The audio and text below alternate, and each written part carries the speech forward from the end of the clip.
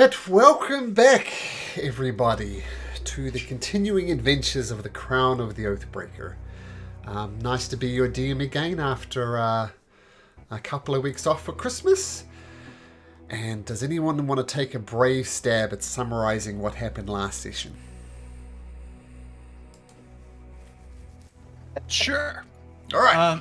So there was a dead body found outside of the Lucky Tavern, I believe. Once we all woke up from our first night's stay, we right decided here? to take the tour. Mm-hmm. Sorry, carry on. 37, I think it is.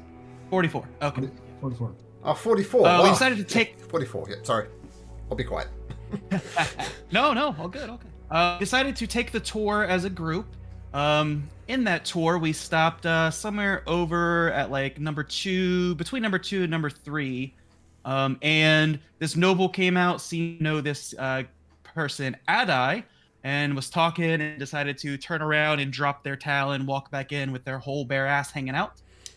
Incration was, I guess, on edge about Adai, since why is this person that lives in this town taking this tour? We ended up stopping at the gambling hall number 5, did a small wager of some copper on some roulette. Incration motioned for Vander to come over because he seemed very interested and placed wagers for Vandar and gave Amber's character Kiara a copper as well. They continued to take the tour for the city. We will have to time warp some stuff that happened either at 90, the Royal Gardens, or 91 for Kazari. Continued to take the tour. Kiara somehow talked her way past the guards, was able to talk to the king, tell the king about her vision in the forest. King rewarded her with some gold. She tried to pay Incration back, but since she was basically a child to Incration, he said, no, that's okay. As we continued over to 123, which can't pop up to me because the marker on the map, but there's some type of disease going on, turning people into pigs within like 4 or 5 days. And Creation just said, hey, barbecue, that's enough to feed not well-off people. So he's outside waiting while people inside are saying, what should we do? And from the window, he's whispering, barbecue! Pretty good summary. I'm impressed. So we're going to pick up in the Golden Nectar, in the Temple of Life, which is this location 123 here. But, as I mentioned last time, we're actually going to rewind time a little bit. I forgot. Yep. The Alley of Menace happened. The two gnolls that were with us said, oh, we won't go crazy. Went into the alley. They went crazy, and we had to defend ourselves. Okay, and I think everybody but Kazri fought. Kazri hid in the corner, scared to fight. Okay, and one minor thing, Kiara thought that the stuff that happened at the temple might be related to the dead body that was found outside of the Lucky Leap Tavern. Okay, so what we're going to do, we're going to go back in time, and we're going to go back to the Golden Nectar Inn. So this is part of the tour.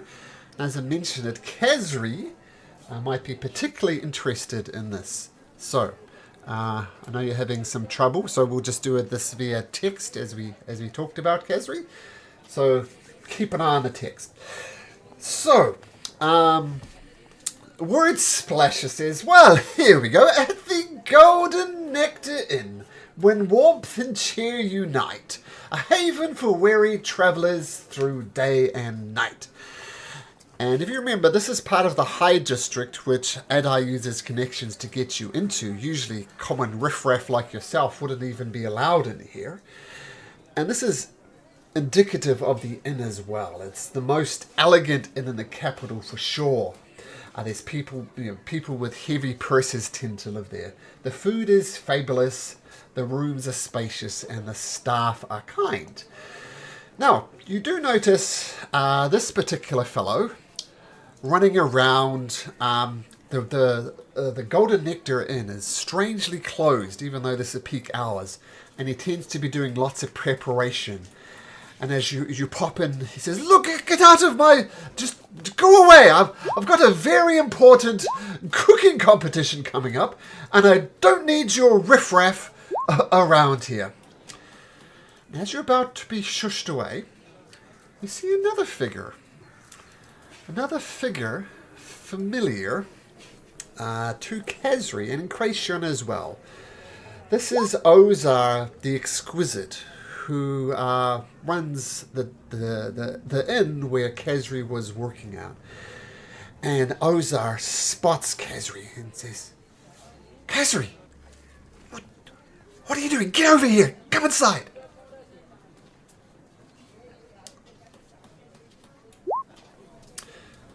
So Kesri says hi, follows him in and says, "What the hell are you doing in the city? What are you doing here?"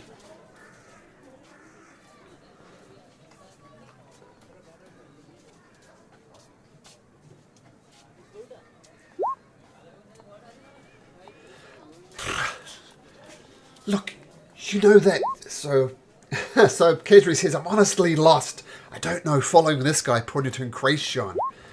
And Ozar says Malcolm, getting into a more of an ogre voice, "Look, Kesri, that dickhead that was looking for you, he's in the city. Did you know that? What was this arsehole's name? Was Gareth, I think. He's around." "Look, I don't know what the hell you're doing here, but he's been asking questions about you. What are you going to do, lass?"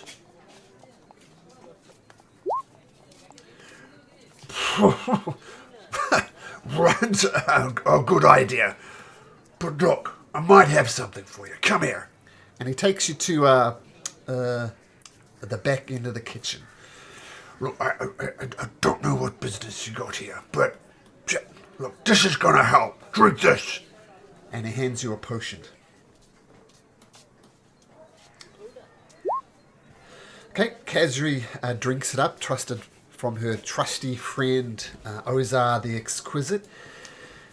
And Kesri, I'll let you decide what form you take. This is a potion of disguise, so you can look like not Kesri. So what would Kesri like to look like apart from Kesri? Okay, so Kesri shrinks a little bit, goes down to maybe 3/4, half of her side, and she's now looking like a halfling with red hair. Pale-skinned, Kesri? Yes, so almost the complete opposite of the very dark-skinned half-drow who is Kesri. So this little halfling appears with red hair. "Look, I don't know what business you got in the city, but this is going to at least keep you on the down low, okay? Now that potion's going to wear off in 3 days. So watch yourself. You understand me? You're always a good worker for me. Man, most people try and steal from me. You didn't do that, and I appreciate it. So this is a bit of me giving back. You don't need to thank me, lass. Actually, there is actually a way to help me. See, simple question for you, Kesri. Who's the best cook on all of Odenbeer? Who's the best cook?" "Well, yeah, you're damn right it's me. See that arsehole over there, Mr. Bundaro? Tomorrow, we've got a cooking competition. It's called the Clash of the Chefs. Me versus this arsehole. Do you think you can come over and cheer and give me a bit of support?"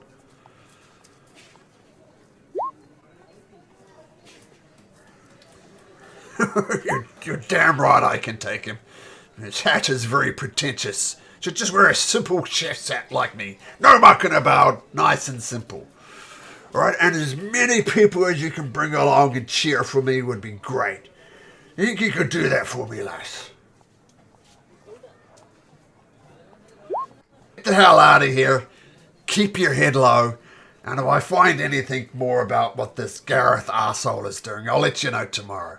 Sounds good?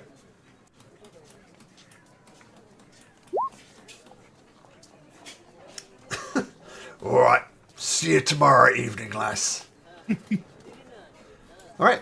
So now Khazri does not look like Khazri. Do you relay to the rest of these miscellaneous companions that you are Khazri? Like, well, what do you do? And Kratian obviously knows. What about the rest of the party, Khazri? Okay. Kratian, you pass it along? I pass it along to everybody but Silver Spoon because I do not trust Silver Spoon at this moment. Okay. Well, Silver Spoon, the player, technically isn't here, so that works thematically quite well. And then I leave it to Vandar to pass along to Bone because Bone doesn't seem to listen to anybody but okay. Mm-hmm. Well, Vander's gonna look at and Rashid and be like, okay, why should I care?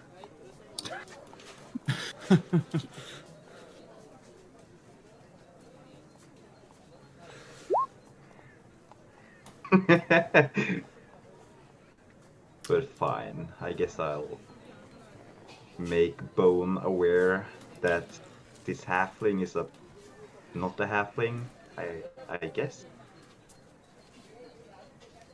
So yeah, Vander will just go over to Bone, point at the little halfling, and be like, "Don't be mean to that one, okay? Be nice." Bone's probably just standing, looking somewhere vacantly, and trying not to catch flies with his open mouth, just turning slowly his entire body. So no neck movement, just rotating the body. Entire body. Sweet. Before you give him a chance to react, Vander's just gonna tap your chest and be like, "That's a good boy."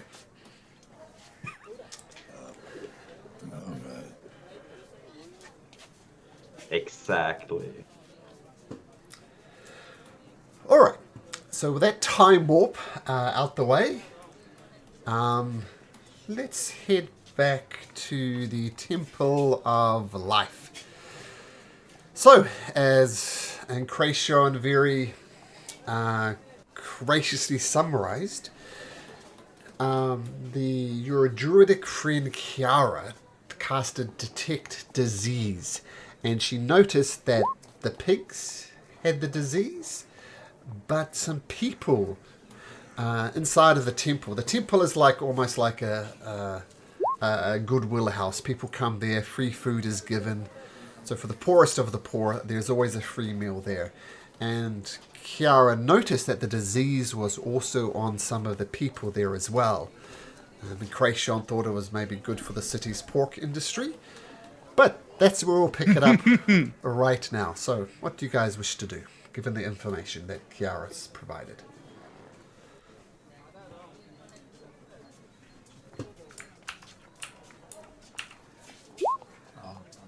I think Bone is probably just going to look closer at the pigs. Well, he's just a bit fascinated, but he has probably not much of a knowledge of what is truly going on.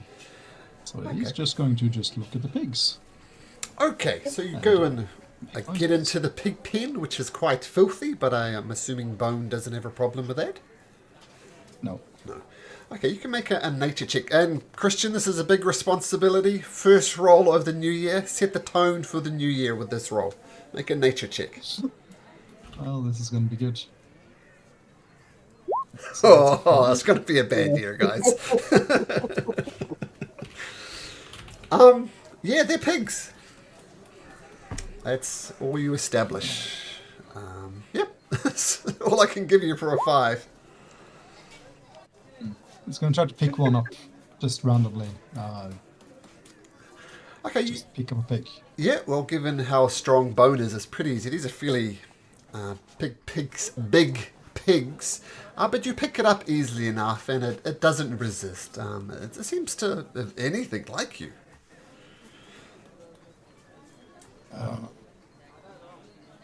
Turns his entire body while holding the pig and looks at Vander. Master. Yes, Bone. What is it? You're Lifts the holding a pig so we pig can right look at now. Yes. it. Bone. Looks it in the eyes.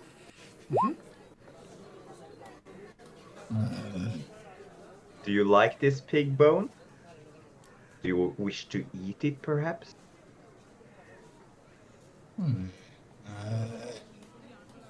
Puts the pig down. Do you think the pig looks nice? Is it sweet? Do you wish to be the pig's friend, perhaps? Friend. Yes. You wish to be nice to this pig? Give it some pets, perhaps? Leans down and Vander's touches the gonna, pig. yeah, Vander is gonna join and like put his hand on top of the pig's head and like gently try to like pet it to like demonstrate for Bone what it means. Like this, Bone. Be kind. Imitates the motion.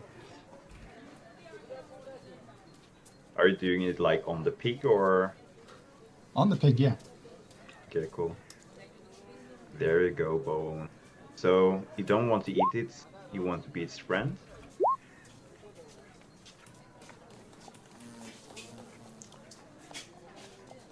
Are you gonna nod to it or something? He's just making guttural noises. Vander's gonna sigh and be like a little bit disappointed. Bone, that's stupid. You can't be friends with a damn pig. Pigs are food. Pigs Low and are... slow. Pigs are, well, let's say, a gift for us to eat. They're nothing more but, well, cattle that we breed for our enjoyment. They aren't our friends. We can't be friends with pigs. Do you understand this? Kill? Yes, Bone. But we can't kill this one because it's not ours to kill. But I wouldn't mind if there were a little accident to happen, but you know.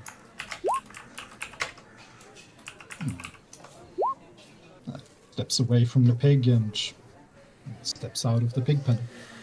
As you step out of the pig pen, you hear a scream from inside.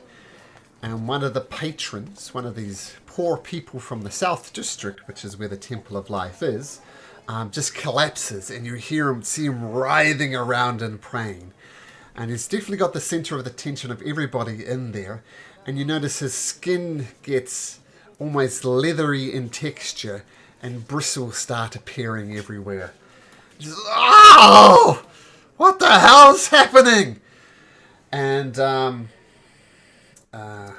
what's his name? Ottmar, who you originally met before. I thought I had a handout for Ottmar. Never mind. Yes, this dwarven guy says, oh, you're okay, lad. He says, no, I'm bloody not. I'm growing bristles. What the hell is happening? Shit, I don't know what's going on. And he continues to tend to this man whose skin turned leather-like and bristles start appearing all over his arms and legs and across his shoulders. Well, if he's in that much pain, we should just put him out of his misery. You could say, actually, I agree. Look, I'm in pain. Put me out of my misery. Fix me. What's going on? I mean, one could argue that putting you out of your misery would be fixing you. Ottmar, Honormail, the main person of this temple, comes up. approaches Incration. Look, my friend. We take care of the least here. We feed the poor, and we feed the hungry. If you're going to make crass comments and demean our guests, then perhaps it's best if you leave. If you're here to help, great. If you're here to mock our guests, it's best if you leave.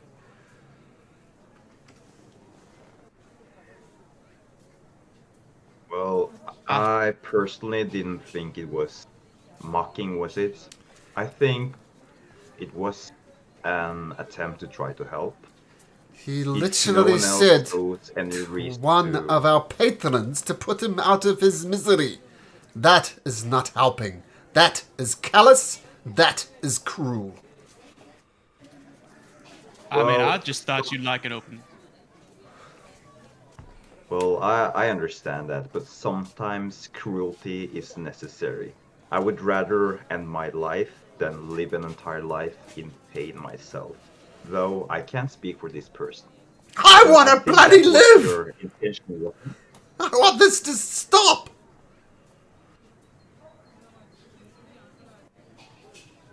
Listen, I didn't mean to upset you there, friend, but if you can't take the open opinion of somebody without getting all upset and all up in a hot mess, then maybe you need to take a breather and have a drink or two and calm down.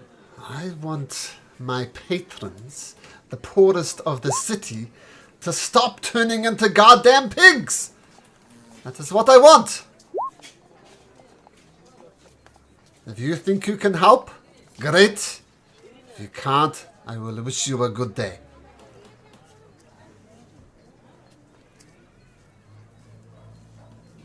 We just smile at him. So Kezri pipes up and says she would like to try, but I'm a loss as to how.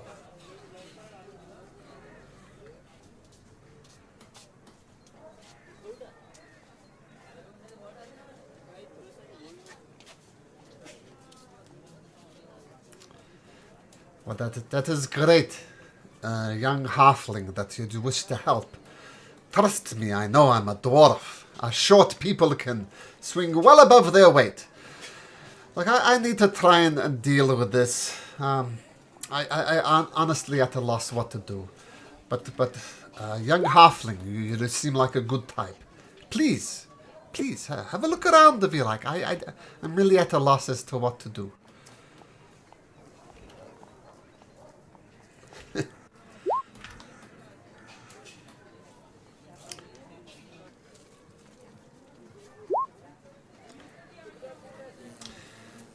Okay, so Kezri takes a closer look at the pigs in the half pig man, the one who recently went through this procedure.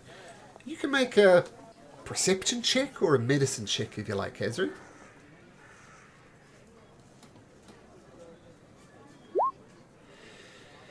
Yeah, it's nauseating. As you already said, you're nauseated, but with a perception of 9, yeah, just as I've described it, thick leathery skin, spikes, and the pigs are just pigs.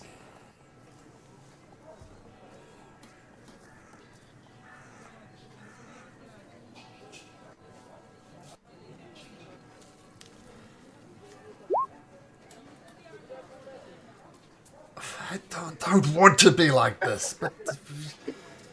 well, I guess I'll just keep eating. Might as well enjoy myself. And he starts... Yeah, it's like a stew that he's eating, and he gobbles it down. What? Wait, why should I wait?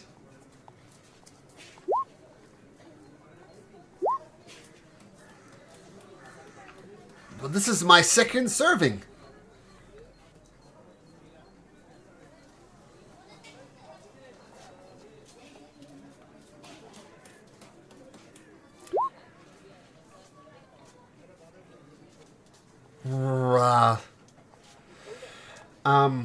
Otmar says, well, we do have a different dish every day.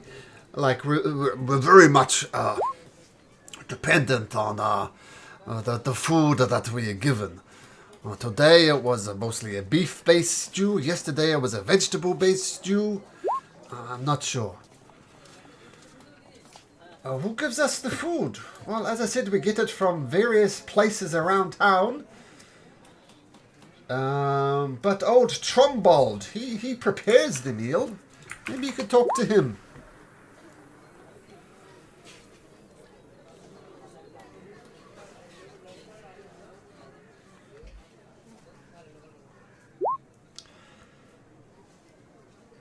Okay, so Kesri goes... Is anybody joining Kesri to have a talk to the cook? Oh, Yeah. I'm intrigued. Okay.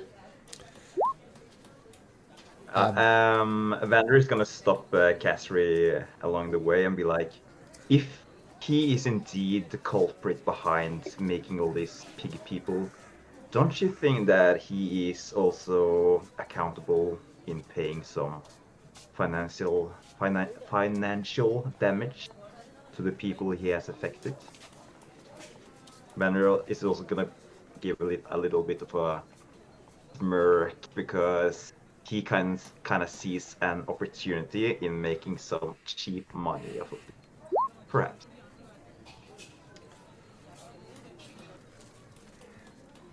Oh, I would love to do what I want with his money, but I'm not a thief, you know?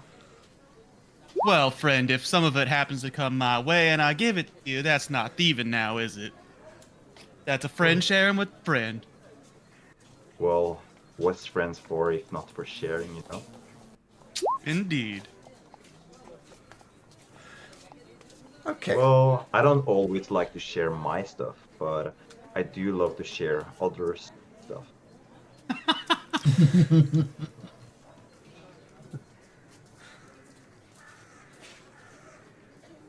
Okay.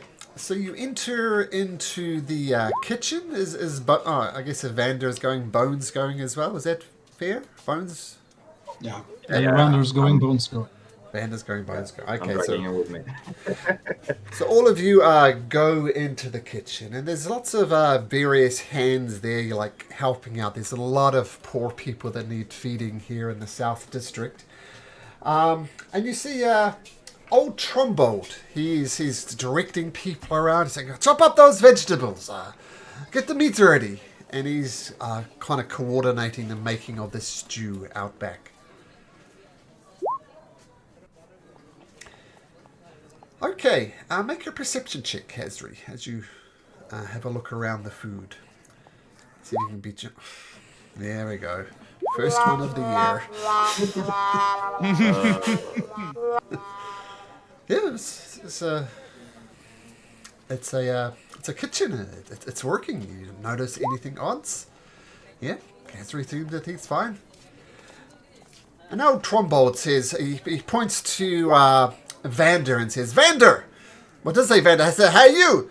Chop up that onion. Nice, fine slices, please. No chunky bits. Does he call me by my name? No, sorry. Does he know who I am? That was Malcolm mistake. He just says, hey you. Chop up those onions.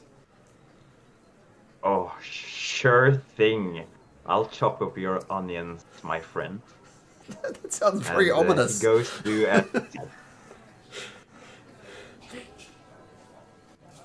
Well, not yet, but let's see what's happening. Okay, so you start chopping onions. Yeah. I'm gonna take my time though, because I'm gonna make them very, very finely cut. So I'm Okay. gonna be slow. It's gonna be very precise. Oh, Trumbold. Look, it doesn't need to be perfect. Just small pieces. We're not a fine gonna dining look at them on establishment here. Everything I do perfect. Okay? Be what's the wording? I can't remember. Be nice. Well, that's very nice of you to say, my young halfling friend. We do what I can for the less fortunate. I don't know what this pig business is about. It's most unfortunate. I'm simply at a loss.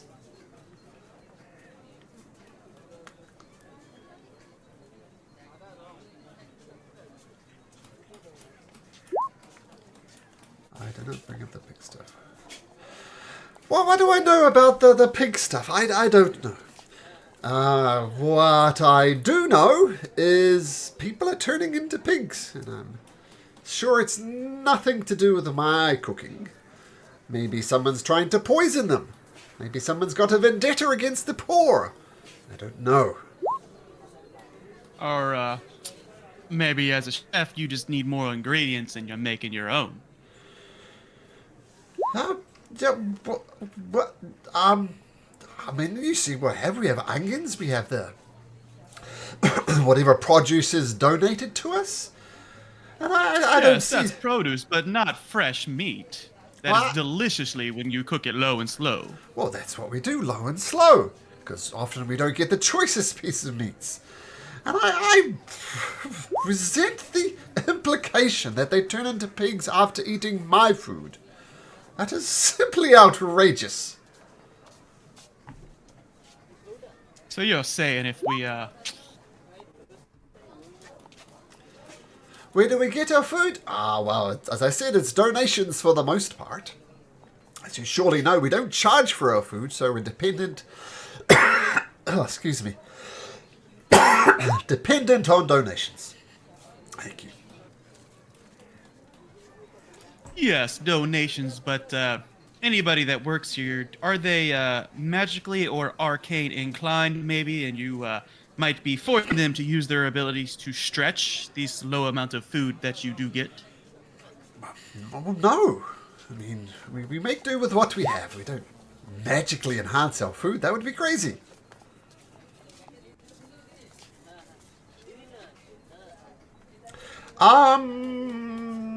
Make a persuasion check, Kesri. You're turning it around. Sure, take a look. No problem. Have a look at the ingredients. You'll see nothing is untowards. If anybody would like to have a closer look around the kitchen, you can make a perception or investigation. It's up to you.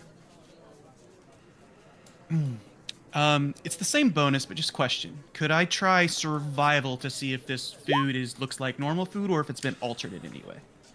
Sure. Bone is just going to stare at the chef. Okay, I'll make a... Not sure if that would count as trying to frighten him or something, but he's not trying to, but... Just... Are you intimidating or perceiving? Not perceiving, no. Just, he's just looking at him, but a side effect would perhaps be that happening.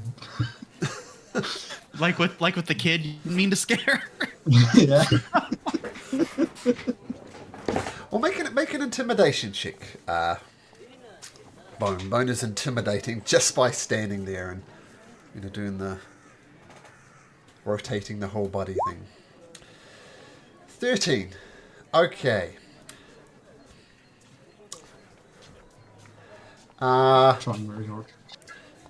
Bone, as you're staring down on me, he kind of looks up and looks down, and he fumbles and he knocks some liquid off the table, and he's like, shit, and he tries to kind of scoop it back into the container and put the stopper on it. Kazri, you don't notice anything unusual with the ingredients, as does Vander, as does Incration. All the ingredients seem perfectly fine in your opinion. Nothing untowards.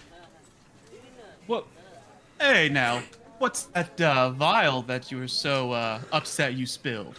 It's very valuable. It's my secret sauce, as it were. It's something special that I add in to make the ingredients taste a bit better.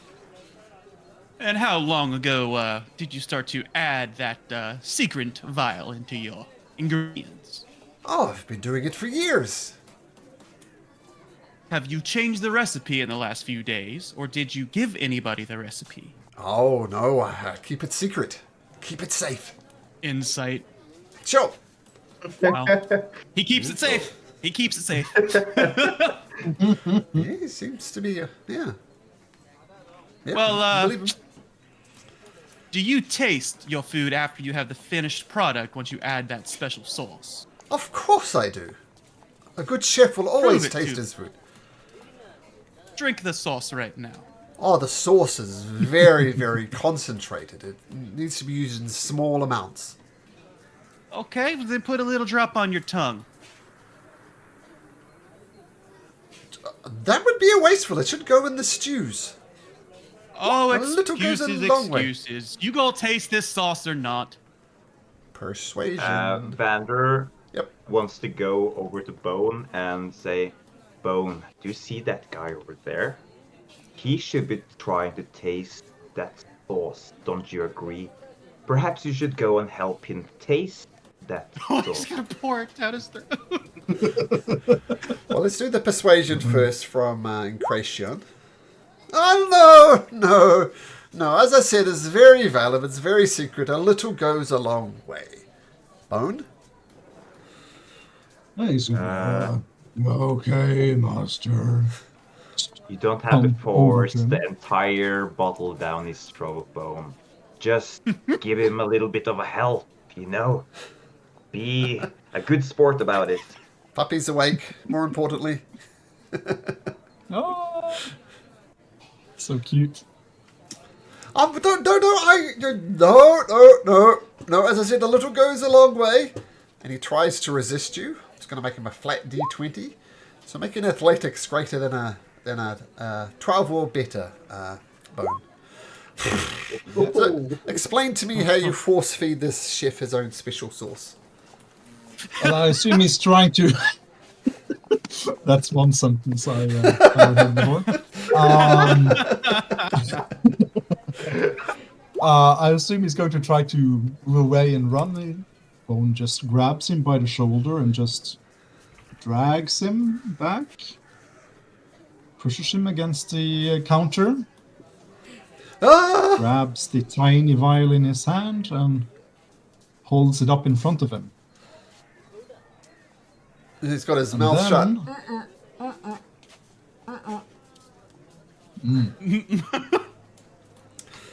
He's going to, while holding him, just turn his entire body back to Vander. Master. Vander is gonna join Bone, and as he keeps his mouth shut, Vander is gonna place his fingers around his nose to stop him from breathing, and he's gonna say, "Oh, come on, this is just a simple trade. I chopped your onions so fine. The least you can do is taste your little sauce for me. Can't you?" And he holds his breath for 10, 20 seconds before he says, it has to breathe. I'll shove it in. Up! He starts force feeding him his special sauce, and he coughs like the DM does, and he spits out the stuff right back in Bone's face. All right, it's not special sauce. It was an experimentation. I was adding it to the stew, and I was interested to see what happens. I'm sorry, but this is all I've got. I'm in it. It's all me. It's all me. It's not to do with my wife at all. It's all me. Please let me go. Bone, don't let him go. Vander is gonna take the bottle and like yoink it out of his hands or Bone's hands, and he's gonna put the stopper back in the bottle. So, Rachel, what's the next step? It seems like we got ourselves a little bit of a job.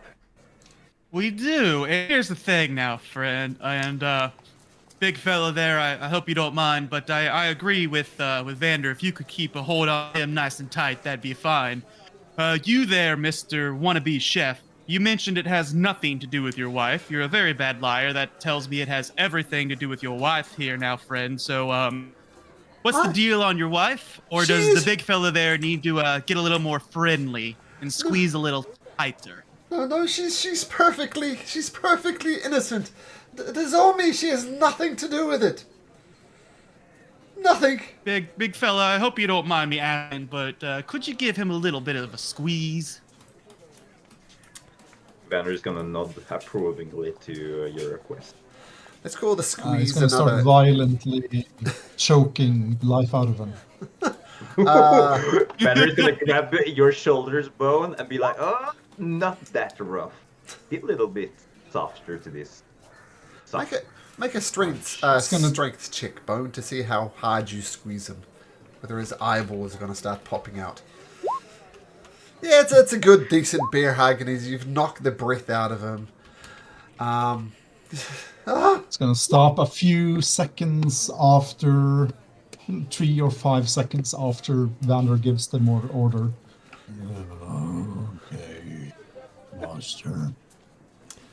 So, you enjoy that bear hug? You want to tell us the truth, or would you like a little more? I admitted to my crime, and I'm not sure why you're taking the law into your own hands. This should be a Red Cloaks. Hand me over to the Red Cloaks. If you remember, the Red Cloaks are like the police force of the city. I think we got one with us. Silver Spoon, can you use your contacts to seek Red Cloaks? Of course. Let me go get... okay, I'll be right back. And he dashes out.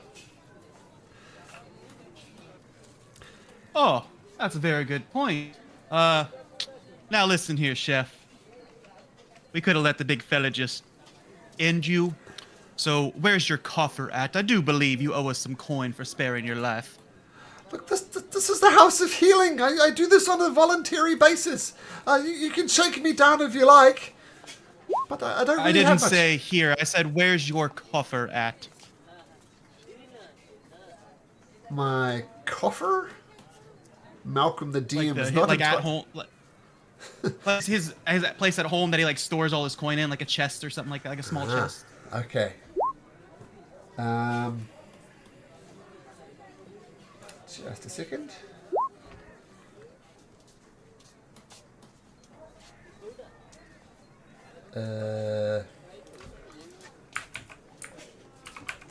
Vander is also gonna add to that right after Enration. Yep, Malcolm the DM's just looking something up quickly.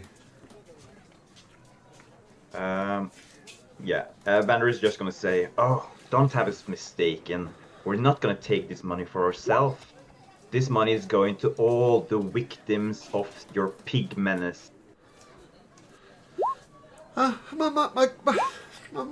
beautiful wife, Celebra, she lives over in the North District. But I really must insist on a Red Cloak being present. There is no street justice here. We're a kingdom of peace. We're a kingdom of law. We're a kingdom of order. There are processes for these things. I've admitted my guilt. Oh, they're on their way. This is just a little information from friend to friend. Yes, it's the guys turning into pigs, exactly. Eventually, Adai, who hopefully will be joining us shortly, comes back with his contact, Nathal Wester. And Nathal Wester enters with Adai and he says, all right, what's going on here? You, and he points to Incration. Well, firstly, you, big guy, put him down. Before he puts him down, I would like to ask, you're not gonna let him run away, are you? Because he's done some severe sins to this city. I'm just want to make it sure before humanity. Once Humanity, we established yes, of his course. crimes, if there are any, I, as a member of the Red Cloaks, can pass judgment and sentencing. Being a Red Cloak is a very high responsibility. We take our job seriously, and I will pass judgment and punishment. And Halfling, he turns people into pigs. You pig? Was that a backhanded insult to me? I suggest not getting on the wrong side of the Red Cloaks, miss. I think he was referring at the chef that he's a pig. Not you, my good sir. I'm just waiting to see. Bone, please the put shit. the pig down. Alright. So you, Hey, You. Master. you, pointing to Vander, says Malcolm, pointing at the screen in Discord as if you guys could see where I'm pointing at. But you, Vander, you, explain to us what's happened. What's happened? So we, what was the temple called that we just left from? Temple of, Temple you're still of in the Life. Temple of Life.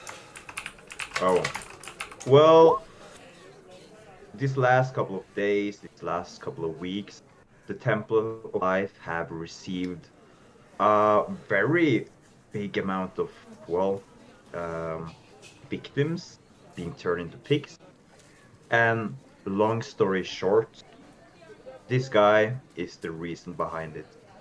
He's the chef of this temple, and by his own words, he have added his special sauce, whatever that is, to the cooking, which have caused all the turning of men into pigs. I would argue that he's disrupting the natural course of nature. I would also like to add to that unethical human experimentation as well. And old Trobot says, yes, it's what they say is true. I was interested in doing some experiments of sort, and it's all gone horribly wrong. I admit my mistake. Take me to the Dungeon of Tears. And he throws out his wrist, implying to put the handcuffs on. Sir Wester, if I may... Oh no, go ahead. Sir Wester, if I may add, you did say you could pass judgment right here, right now. He here did admit that he is a glorified asshole who experimented on all kinds of, I don't want to say creatures, but all of the diversity of people that may live here in your glorious city. You have a rather strong gentleman right here who, if you give the word and pass your judgment, could just end him. You do not understand our city of Eglarion, I'm afraid. Or Odenbeer, sorry. You do not understand our city. We do not pass judgments. We do not need people other than Red Cloaks and perhaps the Royal Guard to dish out such punishments. He will do no such thing. There was a time... I'm sure. There was a time when the lawgivers did pass out judgments. And those were very dark times. We have moved on from there. We are civilized. I mean, we if- have laws. And then the laws are to be You've moved on respected. from there. Why did you introduce yourself as somebody who can cast judge, jury, and punishment on him? Via Are you a compensating for something? very strict training regime. From the fact that our judgments have been known to be fair and just, I will not be pulling this out of my butt. There are laws, they are written down. Are we using the rule of law to pass sentencing on this person? Once again, we are civilized, we have rules. I am merely Right, following the rules. And what do the rules state about unethical experimentation upon those that are living and can make decisions of their own kind? I find, well, let's pass judgment right now. I, Nathal Wester of the Red Cloak Lawgivers, pronounce my sentence. By the dictates of the law and the evidence presented here by his own admission, I find old Trombold guilty for assault by magic. Order he pays a fine of no less than 500 gold pieces as compensation to the Temple of Life, and I sentence him to 5 years imprisonment in the Dungeon of Tears. The sentence has been pronounced. Only 5 years for unethical experimentation. What is wrong with you? This is the laws as it is written. If you do not agree, I suggest you follow the proper districts in the court system of the High District. But that is the judgment. That is what will happen. Dear Mr. Red Cloak, may I be so humble to ask? We were the one that found out about this culprit. We were the one that discovered his, well, ill behavings. Are there any chance that there's any reward for our humble labor? Make a persuasion check. Meanwhile, Bone would like to look at the vial if there's anything left of the ingredients. What does Sure. it look like? Make an investigation check on the vial.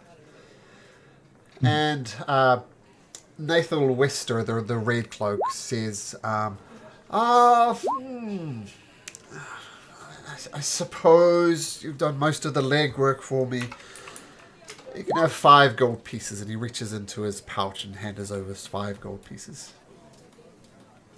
I assume that's 5 gold pieces for each of us, right, sir? And don't You know, push it. times are tough.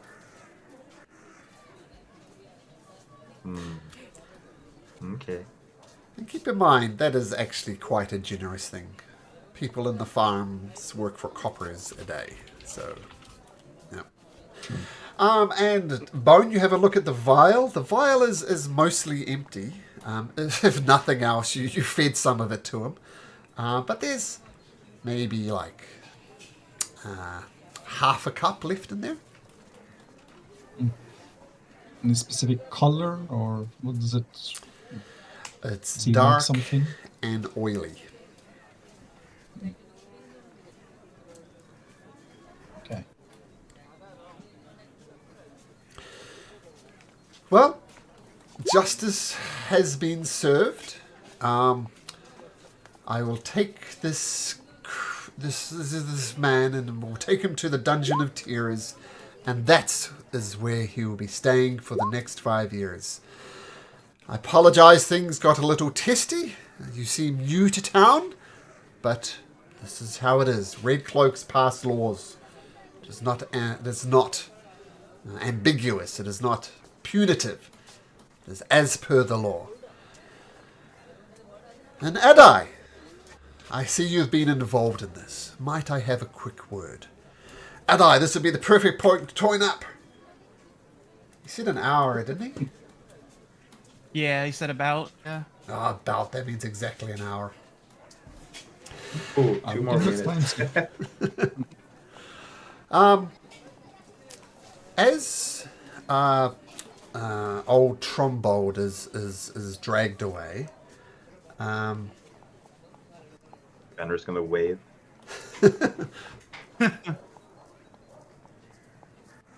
I'm going to pause with what Nathal Wester says to Adai. But as you're wondering what your next step is, this sounds weird, but Bone, can you make an insight check, please?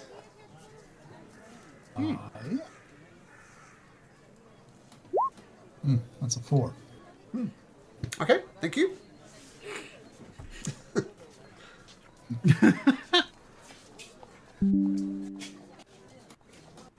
Okay, what do you guys do? Did Well, we... is the red cloak gone? The Red Cloak had word with Adai, and then the Red Cloak has left along with old Trombold.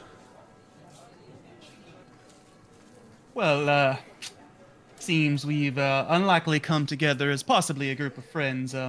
Might I suggest maybe we should go to the North District and talk to Celebra, his wife. I like the sound of that. First, though, maybe we should speak with these healers. We did, well, solve the incident after all. I'm sure they would be glad to hear this good news. Oh, that is true. We should probably take that food away so it doesn't help into anybody else. Maybe we'll even be compensated with a little pig.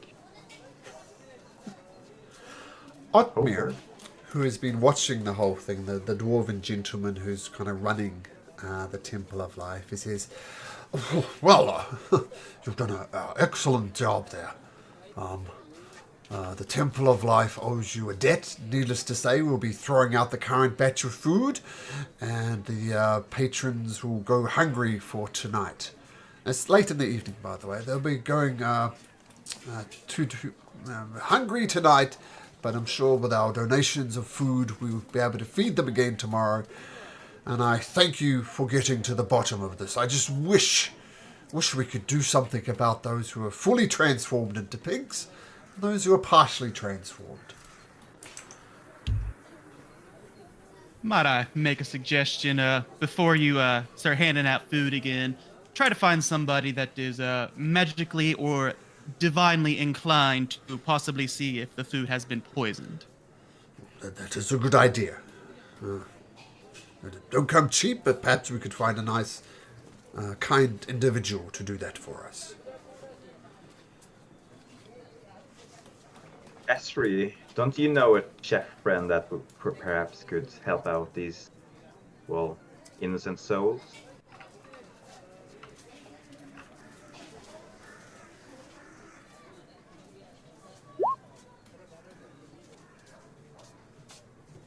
Well, if it doesn't know magic, that's just perfect, isn't it? No more experimentations and other magical tinkering.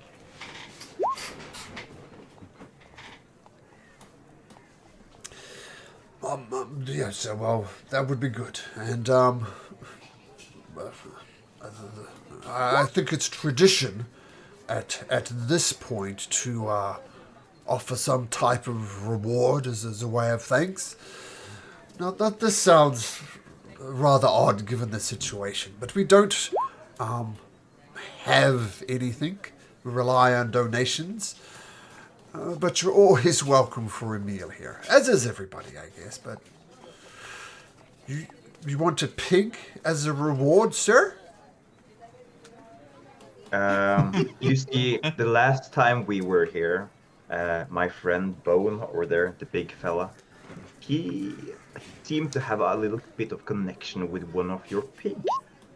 I don't really know what was exactly, but they seem to have like this chemistry that, I don't know, soulmates are the only one to experience throughout their lives. Tell me, friend. Let me give you a hypothetical. Let's say you were a patron here, and you partake into the food, and you are eventually turned into an actual pig. You're fully aware that you're a pig. What would you like to have done with you? Well, first of all, I would like to be able to choose for myself.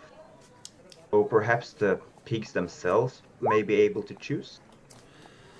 If we ask the pigs the questions, would you like to join Bone and become his friend? If the pigs approach Bone, wouldn't that be their own choosing? Well, I guess that's true.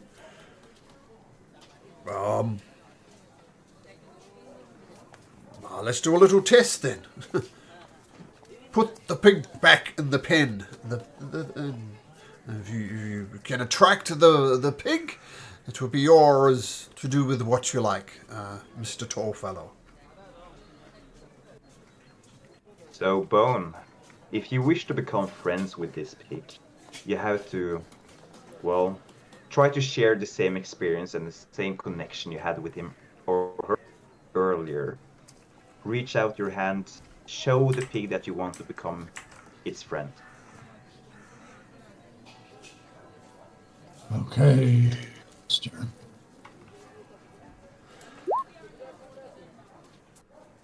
Okay. So, yeah, I guess it's going to try to attract the pig. Make an animal handling check there. Bone. Oh no. Oh! The pig No. comes up to you, Bone, and puts its snout, snuggles up to you. Well, I guess that is settled then. The person who was a pig has some type of affiliation with your large friend. It's quite a large pig. I guess you have a pet now, sir, a friend. And I think that would be more than enough for compensation. I agree.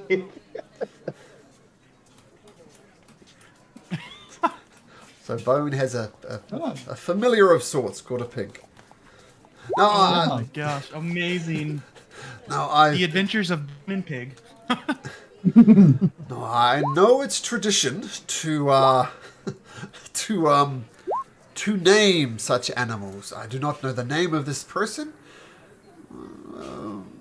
Bone, I think someone referred to as. What are you going to call your friend?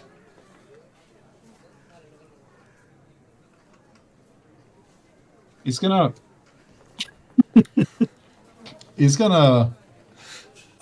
look a bit around, and then it seems like he sees Otmar for the first time, and he just, Otmar? What?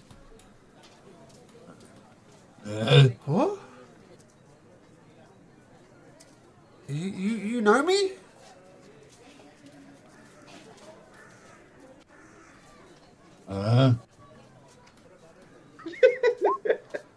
And he places his hands gently on Bone's face and looks deeply at you. He says, No. No, it can't be. Avgi? Is that you?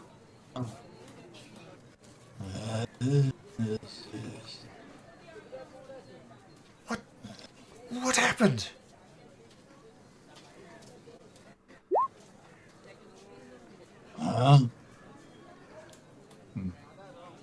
Picks up the pig and just looks weird.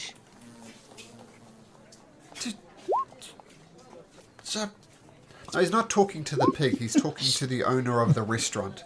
And the owner of the restaurant, Bones says Otmar. Otmar places his hands. Isn't it the priest from the Temple of Life? Yep. Yeah. Yeah. Just had to double check. Yep. And he placed his hand and said, Avgi? Is that you? And Bone kind of... Do you guys know this guy? Are you familiar with him? Like, this is not who I remember, but it's definitely him. It's Bones, but that is that is not what I referred to him as. Does anybody know what happened to him? I'll just motion to Vander. All eyes on Vander.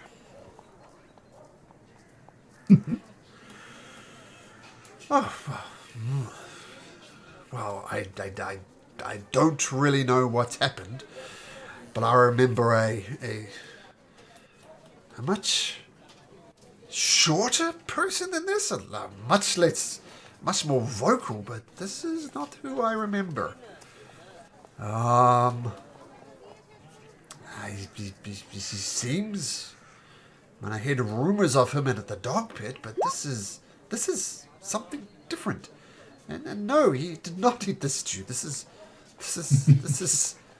something new. Well, I don't know what to do. I don't know what to say. I don't know how to help. But just keep an eye on him. Maybe you could use that as a way of helping out. There's a good soul in that. And he points to Bone. But it is trapped. I don't know how to explain it. All I know is that is Avgi. Whatever he says, whatever he claims. Keep an eye on him. I will never let him out of my sight.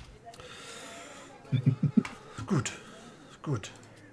Maybe for a minute hurt, but only when I have to go to the bathroom and such. Okay. Kezra, you've come up with cute art again. Is Pig going to be the new plot of this campaign? Ah, I'm sorry. Did we get a name for the pig, or is it just pig? Looks at Bone. Well, sort of when you asked when he asked that question, that was when he looked at Otmar and said Otmar. So Otmar the pig. well, I'm not sure. Bone doesn't really respond to any more questions to the name. He said Otmar. If you want that to be the name, that's up to you. Offer the pig. That can, of course, change. Oh, Oddie. Here we go, Oddie. All right. Well, I've got some cleanup to do. Enjoy the pig. And once again, if not today, of course, but you're always welcome here. You've done a great deed today, and I thank you. And he goes about his business. As I said, it's kind of getting towards nighttime now. So, over to you. Well, shall we go talk to the wife, or do we want to head back to the Lucky Leap? It's getting a little late this evening. Yeah, to be honest, I don't really like lingering out in the city after the sun has set. Nighttime isn't really my cup of tea. I forget. Us elves are inclined at night since we can see, unlike you human folk. I apologize. Oh yeah. Well, I would love to go back to the bar. I'm sure Bone would as well, wouldn't you, Bone? And I'm sure Ari would like to go back to the bar as well. Don't you think so, Bone? I'm just asking all these leading questions to get Bone to agree with me no matter what I say.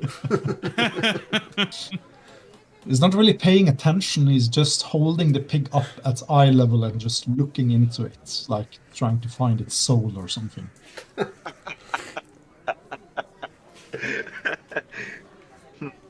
Well, that's not disturbing.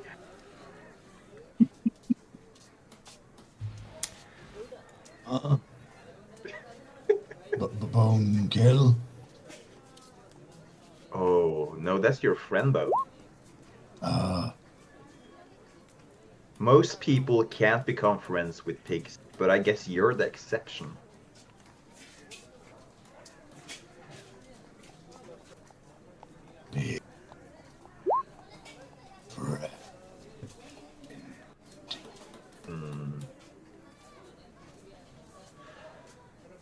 Okay. So leaving the Temple of Life, you're heading back to the... I forget the name of the inn. The Lucky Leap Tavern, which is... Lucky Leap. Lucky Leap. Okay. So you start making your way through the streets of the South District, which is a little basic. Head through the Sword District, which is all the industrial side of things. Across the bridge and to the Lucky Leap Tavern. Now, at this point, I imagine Kiara goes to the zoo to spend the night there, as she is wont to do.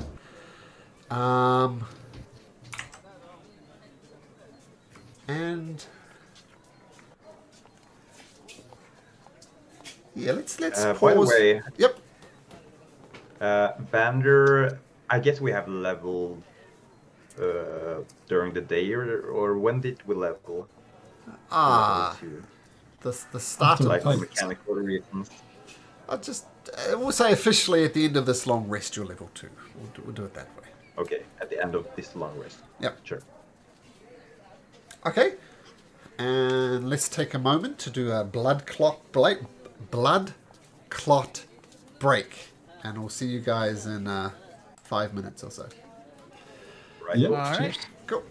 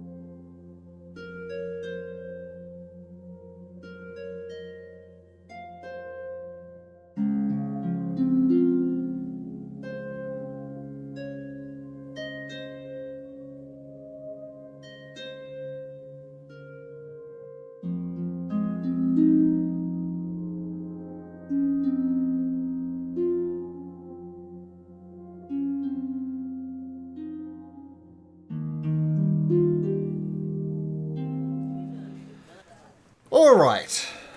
So, brief summary for you, Adai. The problem at the Temple of Life, remember people were turning into pigs, was discovered that a guy called Old Trumbold was adding some of his quote-unquote special sauce to the to the stew. And that was the thing that was turning people into pigs. And he admitted to it. And your old friend Nathal Wester sentenced him to 5 years in the prison and 500 gold piece donation to the Temple of Life. That was his decision. And somehow, I'm not sure how this happened, but Bone now has a pet pig called Otty the Pig. So we'll just go with that for now. And let's see, well, we'll get to the Lucky Leak Tavern in just a second. Because when Nathal Wester arrives, he pulls you aside and said, Adai, I really appreciate you helping getting to the bottom of this situation at the Temple of Life. We'll make a red cloak of you one day. That's highly appreciated. I think I got some help especially from the foreigners. And they have a good eye on what was going on.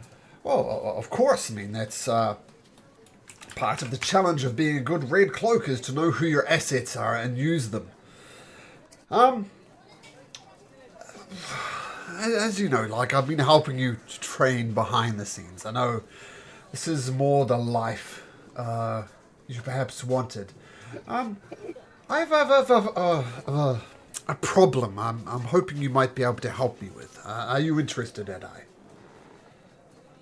Surely. I mean, that's anything that will take me out from other commitments, if you know what I mean. I need to get my head up into new challenges, not old-fashioned stupid games of the court. Of course. And this task I would ask you to do, it's a bit of a delicate matter, shall we say. Let me just say straight up front, I know you're going to lose this word loosely, friend in Kracion tends to do stuff for the money. There will be no reward for this, but anything you might find along the way, you're welcome to keep. So what's the deal about? There's this dwarven blacksmith called Drax Tightlips. I don't know why he's called Tightlips, but that's what he's been doing. He's a fine dwarven blacksmith, crafter and purveyor of fish hooks, but he's missing from his favorite harbor tavern for a few days now. People were saying he was bragging about a certain labor he was undertaking that would pay him off richly. But he's been gone for a while and people are starting to worry about him. Did he tell anything about what was this business about, or where was he thinking to commit it? Well, that's the problem. No, he kept it secret. I see. Yeah, I don't know, but he's gone. I don't know what he's up to. I really don't. What's the name again of the tavern he used to visit? So maybe we can get some leads there.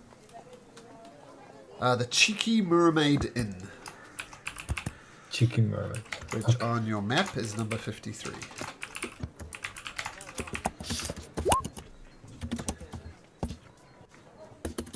I will...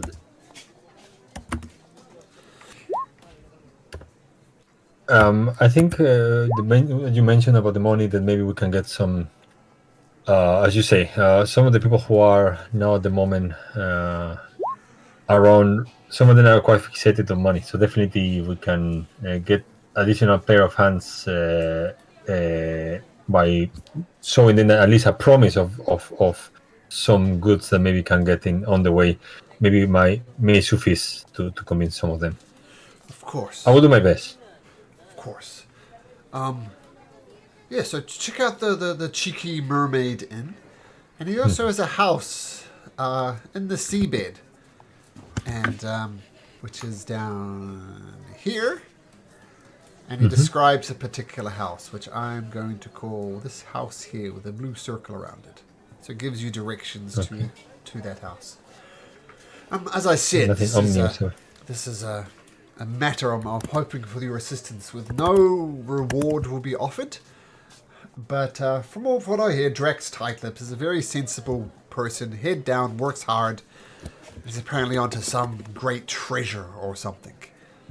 So you can take a look at that. I know it's late in the day, but perhaps have a look at that in the morning. Let me discuss with the others, as I said, maybe, and it was a wise point. I cannot do this alone, but some of the ones that were around saw certain skills in combat may be useful to talk with them. By the way, I've been talking a little bit about with this strange elf and his companion, the pit, the fighter of the pit. Oh, yes. Seems like a strange combination. I'm not sure yet what they are about, what is their goal, but they have he has some capacity to control or to at least order the muscle to yet what's whether it's a magical connection or a personal connection. What I mean, still figuring it out. Well, this is exactly what I asked you to do. I mean, it's our job. Well, my job as Red Cloaks, anyway, to keep an eye on any newcomers, to maintain law and order in this city. So yes, please keep an eye on them. And what have you made of this this drow? I don't see her around. Oh, by the way, Kesri took a potion, and she now looks like a halfling with red hair. So that's what happened to Kesri. She doesn't look like Kesri anymore. So make her the drow and that arrogant man she's been hanging around with, implying incration. What do you make of those two? I think people who bark so loud often hide some fears. So we'll see. I'm trying to figure out what they are about. For the moment, he seems quite interested in money, but under the surface, I cannot really tell at the moment whether it's all fashash or something deeper to think about. Well, there's no crime in wanting money, of course, as long as it's done legally and above board. There's no problem. About the legality, I cannot really tell whether these people are the most legal ones, but if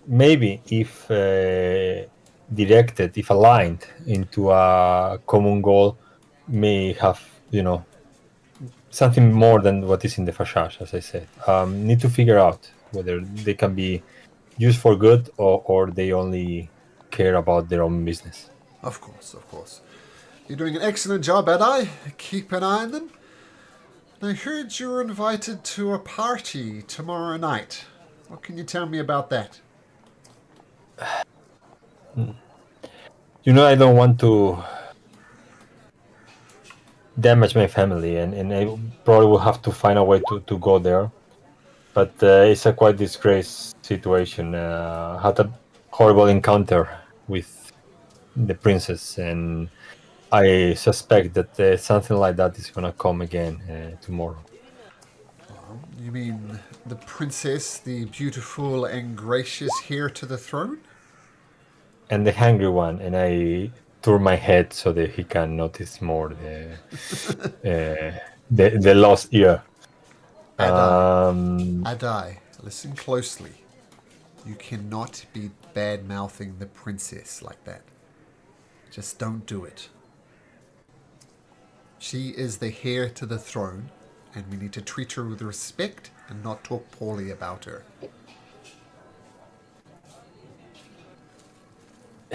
With all the respect, Nathan, I think it's easier to say from your position. I know. Look, Adai, I know what she likes. I know She's not the classical beautiful princess by anything, but do not badmouth her in This- public. Just I don't won't do do it. it. Don't worry. Just don't do it. Don't worry. This is between you and me. What I'm trying to say is, this is not about beauty. It's about what is in their heart. And anyway, don't worry about it. I still care about my family and about, my friends and my people. I will not put anyone on risk. Great. Will you be going alone to the party, or are you going to take some of these people along with you? So we have Malcolm. We still have a couple of days, not until that. Do we? Or is this night? I forgot when is the. So the you're party. you're at the end of the night, so you've gone back to the inn to presumably sleep. Yeah. At the end of the next day in the evening is when you were due there. So you Okay. basically got a whole day. Okay. Let's see. I think if they behave within the next task, and they don't represent a danger for us, I think I will invite them. All right. I think could help to align them to the good way. But if I feel that this may be like something dangerous for us, that may be not a good idea. All right. I will try to talk with them. All right. I'll leave that with you, Adai. Okay, with that, Nathal Wester takes old Trumbull to the prison. And now we'll fast forward as you arrive at the Lucky Leap Tavern.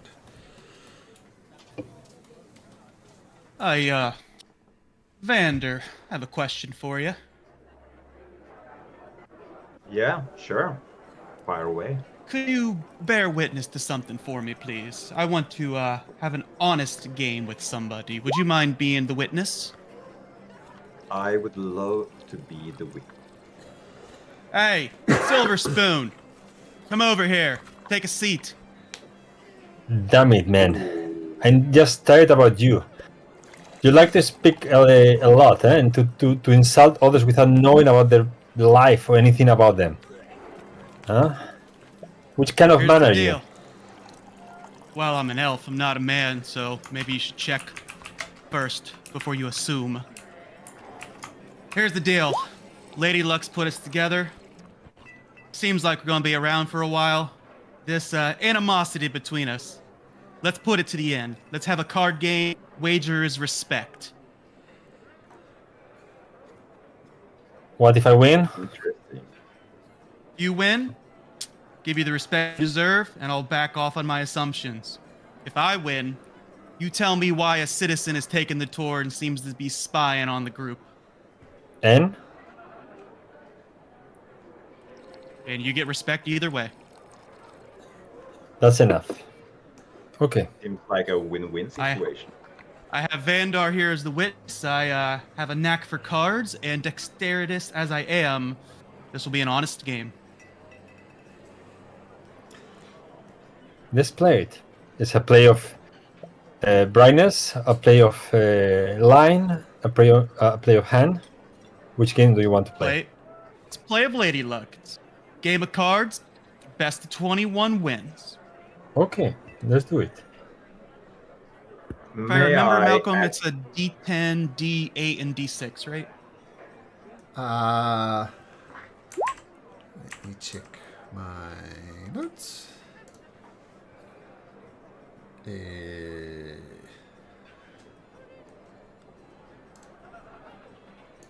It is D10, D8, and a D6, and to get to 21. Yep, blackjack. So 22 So- loses, otherwise it's closest to 21. And the Okay, way you and we played have it to roll- before, the D10 is public, and the D8 and the D6 are not. Okay, so then I roll a d10, no? Yep. My gentlemen, if I bear witness to any cheating in this game, do you want me to strike some consequences into the game? Vander is gonna fish out a little dagger he has carrying with him. Because I wouldn't mind carrying out some consequences if you guys are willing. A slap that will seems suffice. fine to me. Fine for Enrakion. What about you, Adai? That's fine by me. Although slap will suffice. Slap? Well, No need for blood for just a game. I'm not gonna draw blood. Maybe Oh, a slap with the blunt side of the dagger. We can do And- it the child-friendly way. That's So Right, what's now? They have to roll a d8 secret, or how this is done? Or? Oh, just 1 second before that. If Adai or Incration are up to no good, just whisper me that if that is your intention. Okay. Okay, but the next one is to... So Adai draws the 5, card worth 5. Incration draws one with 6. Now, the way to do it next one, I think it's D6. Or D8 in this case. I think Yeah, that's but how you I roll it here, for example, even though the other doesn't. This is what it means for secret, or what is this? Yeah, I think that's how it works. Okay. Let's just try it to I myself. will try. Oops. Oh, yeah. That's what you typed in, Christian? GRD8? No, I didn't. I just set my beyond 20 to always Ah. whisper. Okay, I roll it already. Yep. Okay, I see your rolls.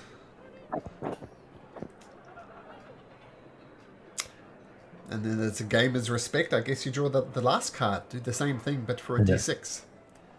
Yes.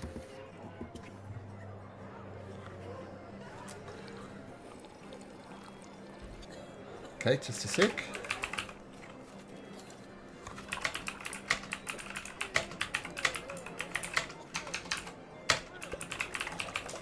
Okay, so you've both got your 3 cards. What do you do?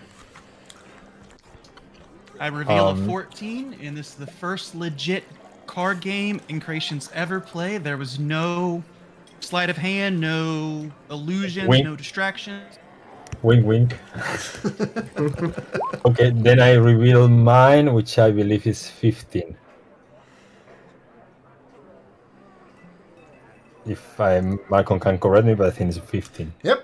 You beat Incration. Well, You have my respect. Adai, was it? yes.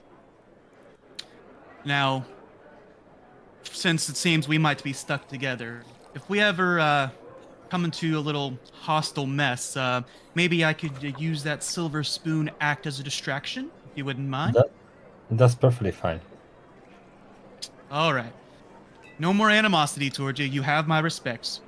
You made a honest card game out of me for the first time ever. I stand up and I make the gesture to leave, and then I turn my back. So I turn again towards you. If you need to know, I wanted to keep an eye on what's going on in the city. I try to help to get some order. I have friends that need help keeping a little bit of order in this chaotic place. This is why I joined the tour. I can And respect. I look at Vandur. People that join the city doing strange things, and I keep my eyes at Vandur. They can be easily noticed, and people want to be sure that things are safe and okay. That sounds very reasonable. I would love to live in a safe city. But to be frank, I don't think I live in a safe city. You don't, Not yet, at indeed. least. You are totally right. You don't. And speaking of being unsafe, I heard something that might be of interest of everyone, and I call the rest also to the table and the rest of the group. There is someone, a dwarf that have disappeared recently. His name is Drax Tyleps. He used to go around this Cheeky Mermaid Inn quite often, and he has, he was outspoken about a possible treasure that he found. We don't know exactly what it's about, but it seemed quite exciting for him. Nobody has seen him in a while. We know where he used to live. It's in the east of the city. And although there is no money from the government to pursue his search, he definitely was up to something. And I've been told that we can share anything that we find in the way. So I feel like we could kill two birds with one stone. On the one hand, benefit from so there are three things we can do: find someone who is unsafe, possibly get some money, good money in the way, and third, use this opportunity to, find our way. As you say, luck has brought us together. Maybe we can do something about it. Well, now, friend, that is something indeed. With our newfound respect for another, and I guess I'll go ahead and share with the group here, my father actually was a blacksmith, and he's the one who made those nice sharp cards that I seem to toss around. So, luck indeed has placed another blacksmith in my track, so I'd incline to join you on that if you'd have me.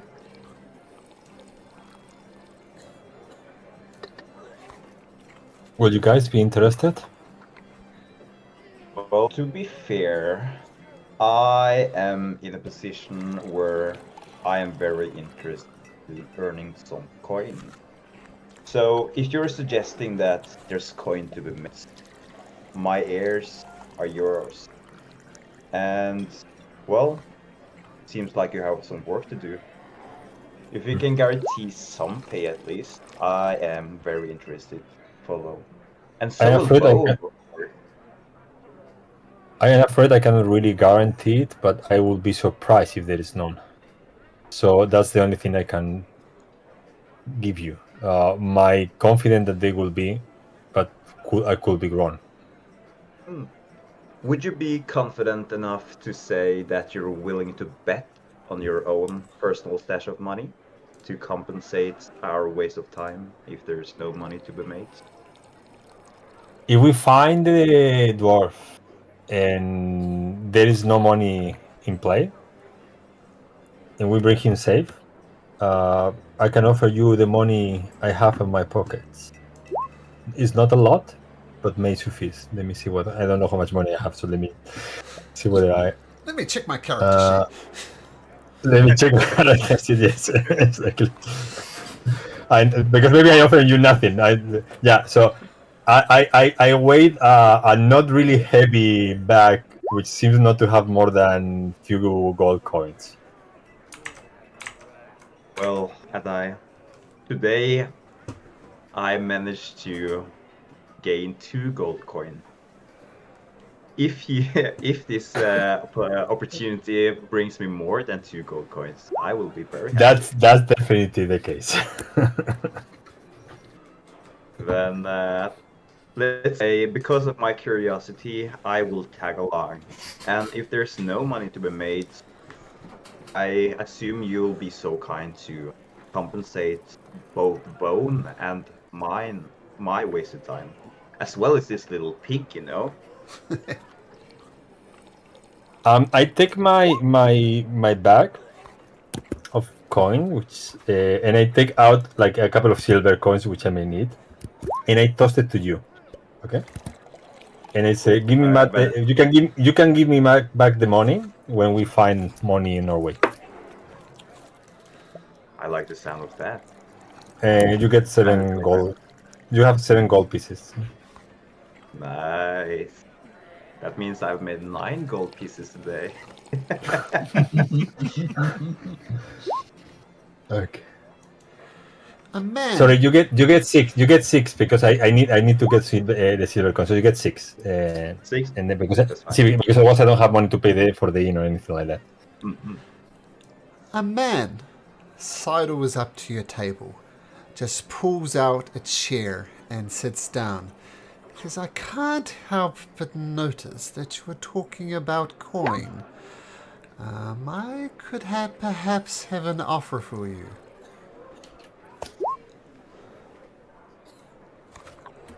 Are you interested? Well, that seems to be of need around this table. And this man sidles up to the table. And he says, Oh shit, does he recognize me? firstly, I've had a bit of a problem. I'm looking for somebody. They run away from the Ogre's Tavern a night or two ago. And she was in the company of a man. Was that man you? He says, staring at Incretion. Friend, I don't think I've ever met you before. You don't look recognizable to me, and I've only been traveling with this halfling here. Make a deception check. Okay. Okay, I'm going to roll for that, as this Mr. Garrett is quite an insightful person. Let's see how insightful he is. Natural one.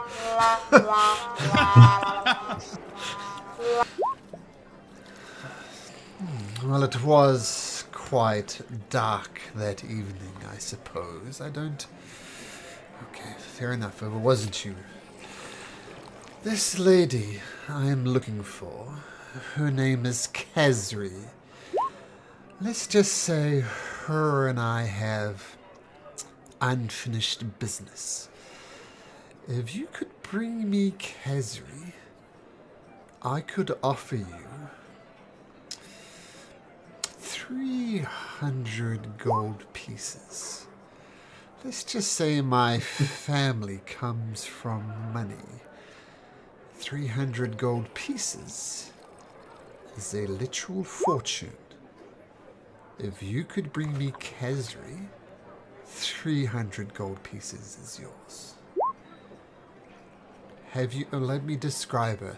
She's a half drow, like myself. Short hair, thin. I mean, I know there's not a lot of us half drow in the city. Have you seen her? Don't recall, friend. We took the tour through the city, and I don't think I even noticed a full-blooded drow here, so not yet. What about the rest Mr. of you? Gorso. Either way, you sound like you either don't come from a family of wealth, or you're not really interested in finding this person, are you? I mean, 300 gold pieces.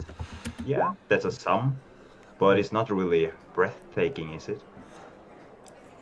My friend, that is a small fortune to, I hesitate to say it, but to someone like yourself. And you do notice Gareth, just from his, the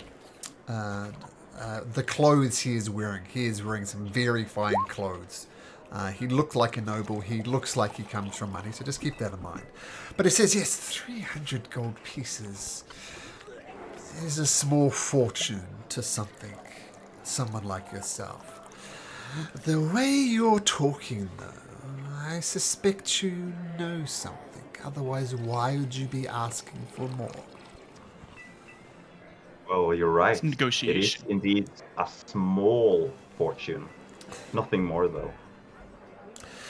Well, that is my offer, 300 gold pieces. And while that might not be sufficient to one such as yourself, have you seen this lady?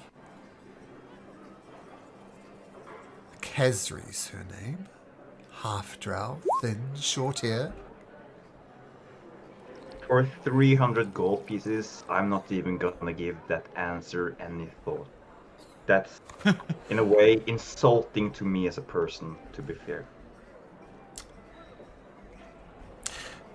Actually, how we're going to do this, he's going to be quizzing you all quite closely. We're going to make this a group deception check. So everybody make a deception check, except in Krayshawn, because he's already rolled. And I'm including you in this, Kazri, so make a deception check as well. Would Kazri get advantage since he's polymorph right now? Sure.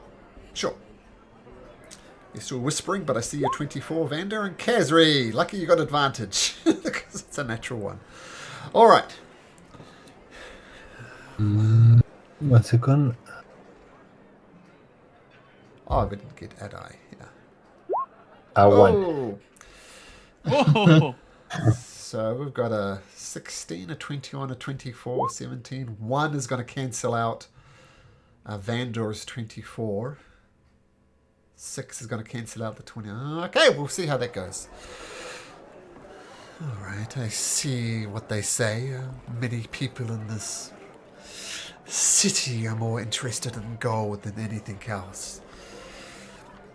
Now, you, friend, and he looks at Bone.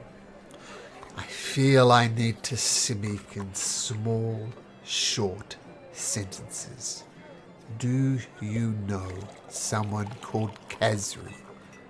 A half-drow?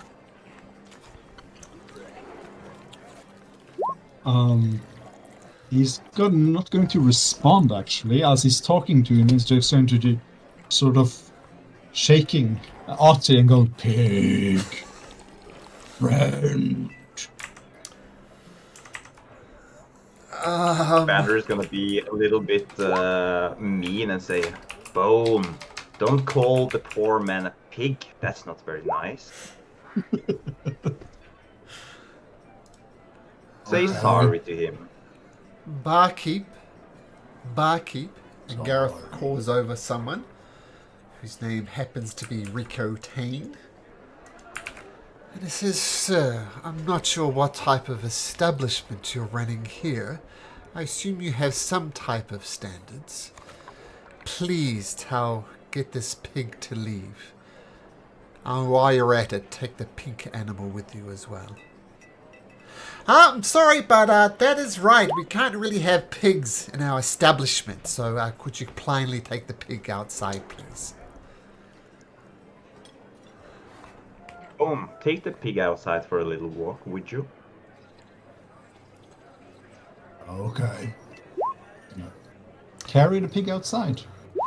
There is a little kind of enclosed yard out the back of the Lucky Leap Tavern. If you wanted to take the pig there, that would be acceptable. Or are you just taking him out on the street? That's a good question. Let me just do this. It's over 10. Yeah, some part of him probably, figures out that's the best solution without knowing why. That -2 is And concerning. Kazri guiding.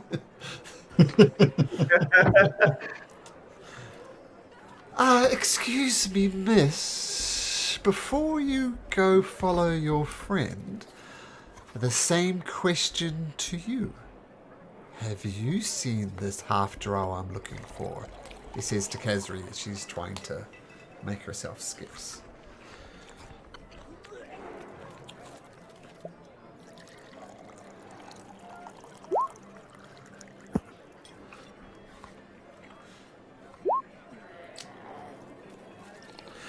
Where did you come from, halfling?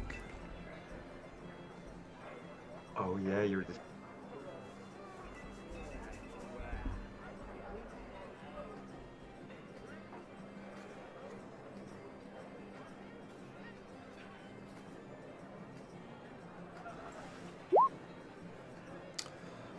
Okay.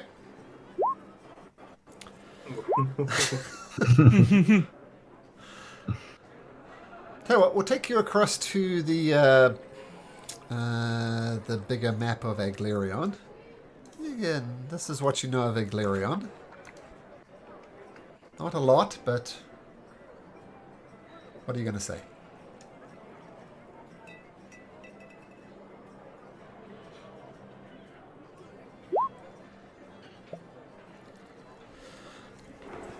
Do we hear halflings looking for labor there?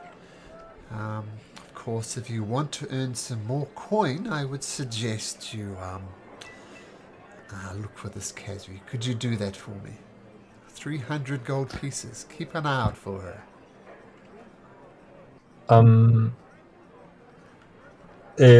I take my notes. I take my some paper, and I add the information that he's describing to the note to the notes.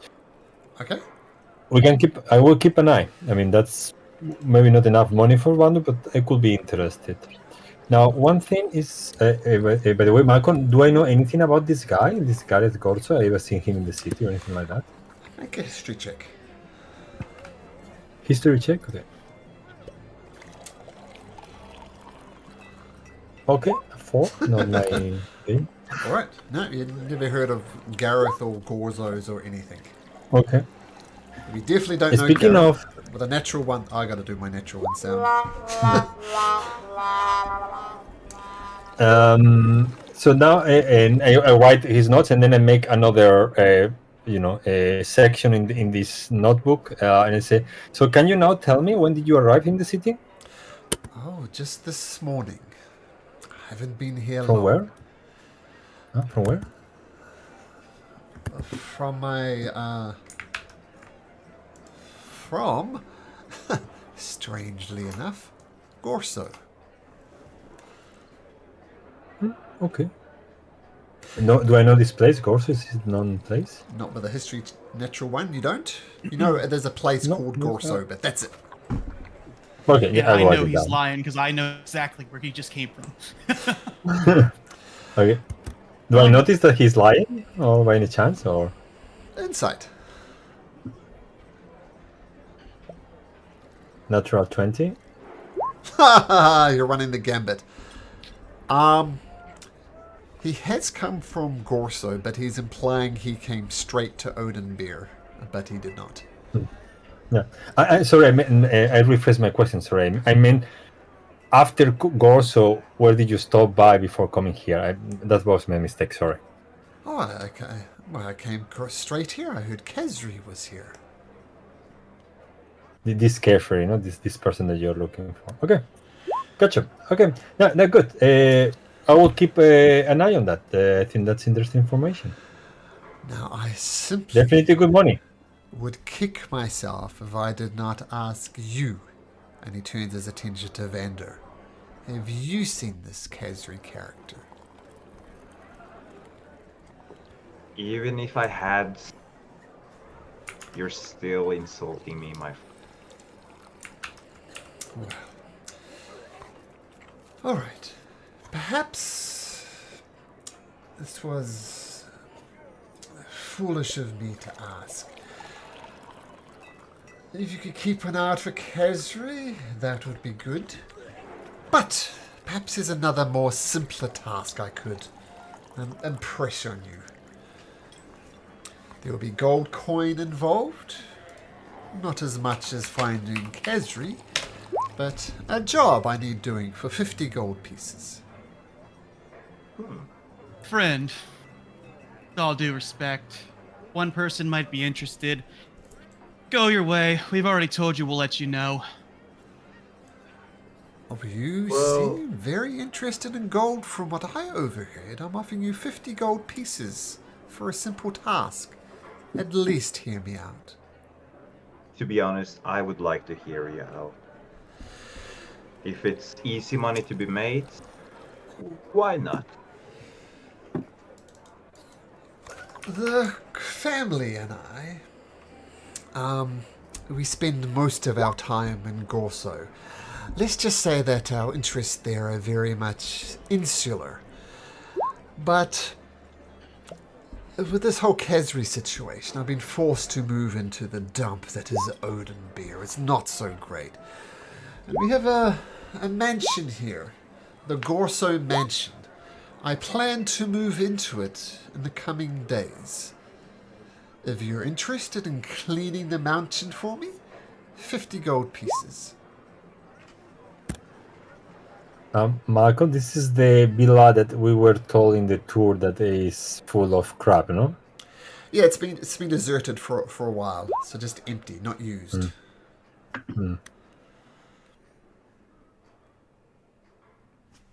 Clean out job. Yes, simple house cleaning. 50 gold pieces. Interesting. May I just ask one question though? 50 gold coins for a little bit of clean out. It sounds extensive. Is there anything you think we should be wary of if we were to take your contract? Spiders, perhaps? Oh, I love spiders. Well, how soon do you need this to be done? Is it urgent? Well, I'm spending the night, not at this tavern, somewhere in the High District. It's a manner befitting myself. I plan to move in tomorrow evening. So you have 2 days, I guess, to clean it up. And what would you do if it's not cleaned out? Are you going to go somewhere else? Well, I'm going to get the Red Cloaks involved because I plan to pay in advance. I understand.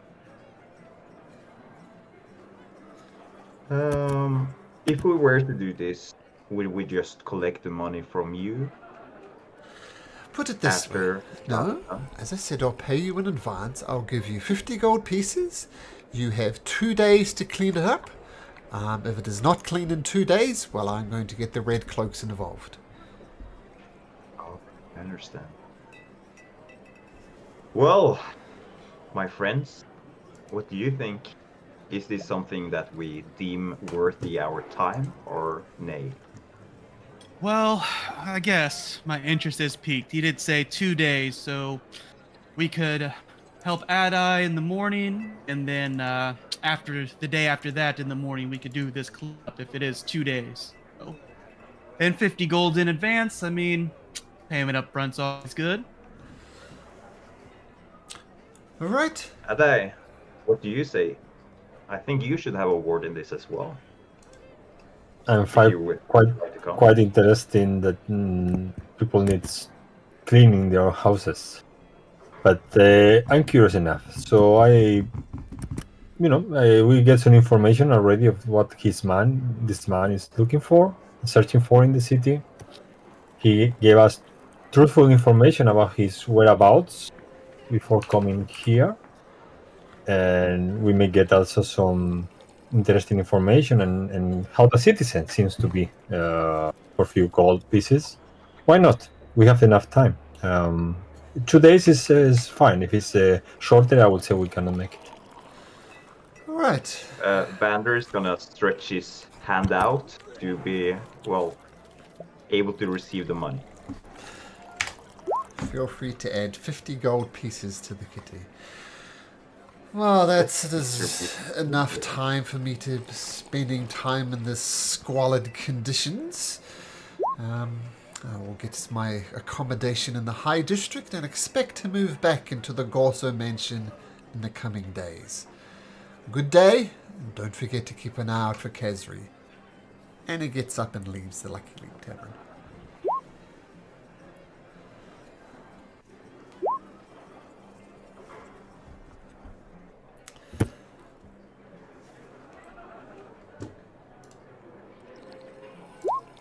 Okay.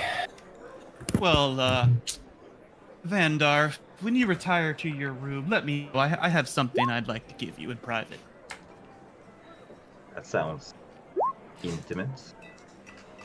No, it's a gift. So we meet early morning. Anyway. Yes, Adai, would you like to meet here? Yes, we can have breakfast and plan the day. I'm sure your knowledge of the city will help us get to the Mermaid Inn.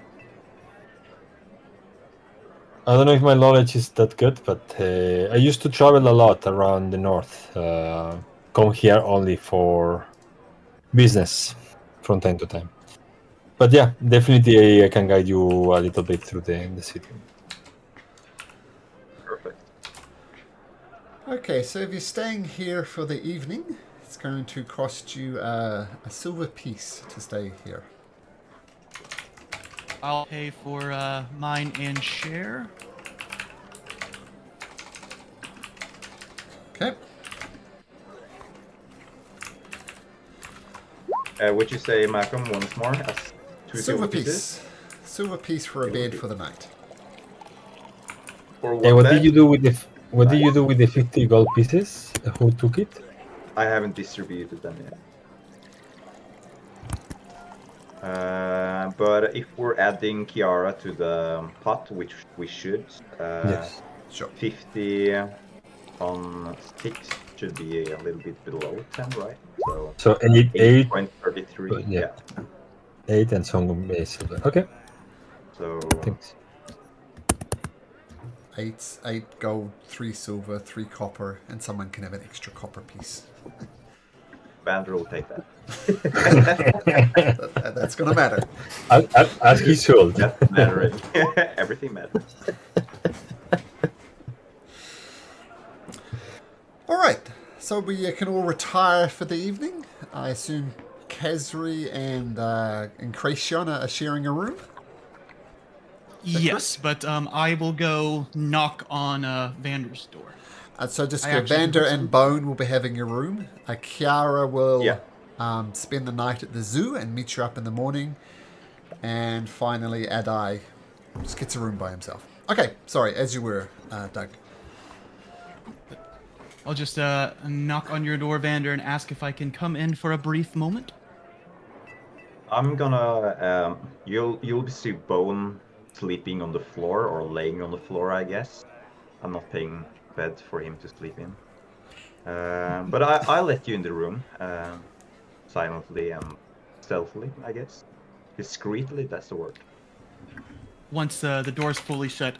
Friend, this is for you. I saw you eyeing it outside that 999 gambling hall when that bugbear mentioned to that waiter to keep an eye out, and you helped me swipe it. So here you go. What are you handing? That package that you helped me steal from the 999 gambling hall when that bugbear said. Right. Yes. That package, the special package. Yep. The special package that you helped me swipe. Yep. So I just I give you that and I say, there you go. I think we'll make a fine team with your skills in mind. Good evening. And I just give you the package and I go back to go sleep. I'm gonna give you a hearty smile as you hand me the package.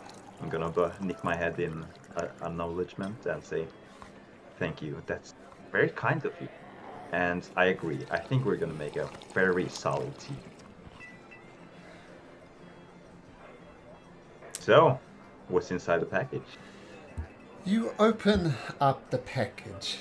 Inside is like a wristwatch. It's not ticking, but there is a note associated with it.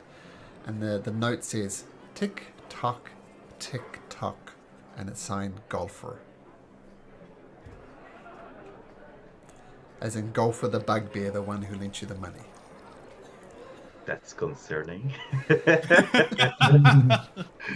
So, let's inspect the watch. What does it like showing days, hours? It's not working. It looks budget. You give it an inspection. You give it a wind up, and you just hear gears grinding inside of it. You could maybe get a few copper pieces for it if you sold it, because it's broken and it's not working. But I think the message is clear. The message is clear.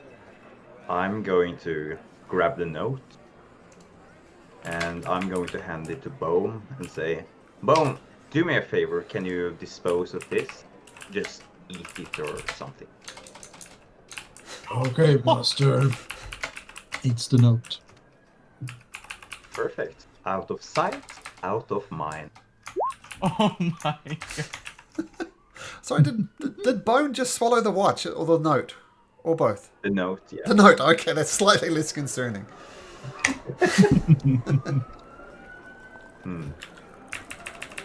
just sent you a message with a typo, Vander, just to remind you or something. Yeah. I'm going to respond to that. Sure.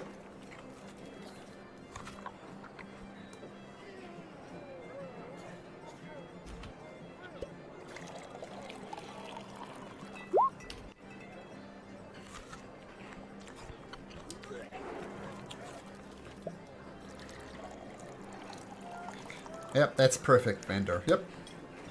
So, that's good. Okay, is there anything else people wish to accomplish in the evening, or shall we fast forward to the morning? Let's get our level. Boom! Level 2 officially. Okay. Morning comes in the Lucky Leap Tavern, and you all gather. Kiara comes in from outside. More importantly, where is Otti?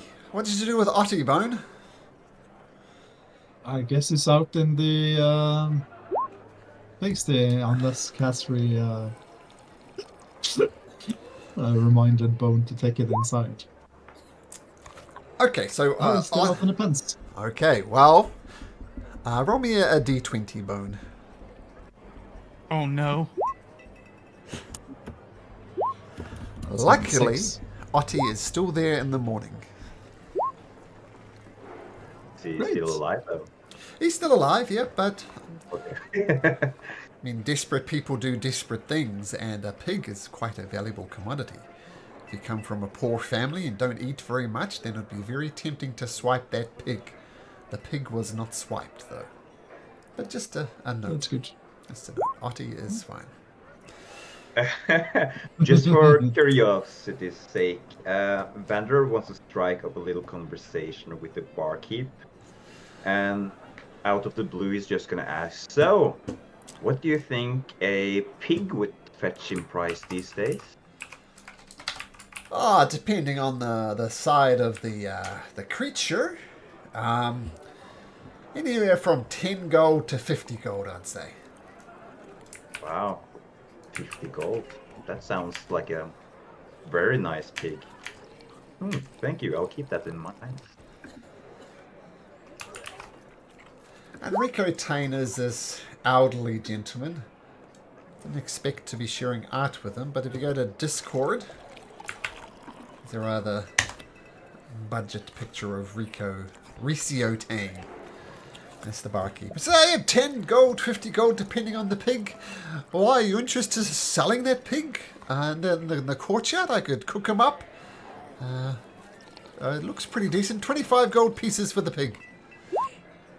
Ooh, 25? Yeah.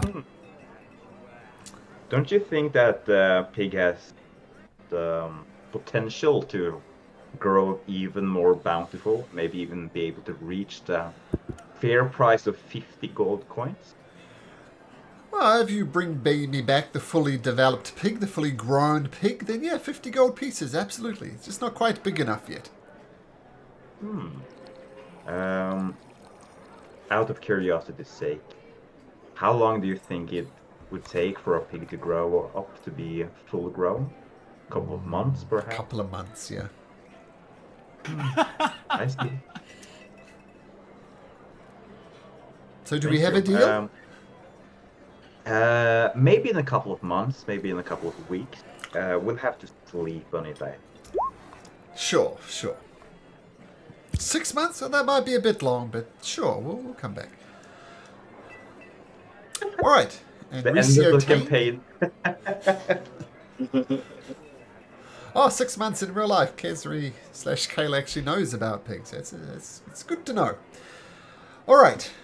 With that, Ricio Tane, he goes back to running his tavern.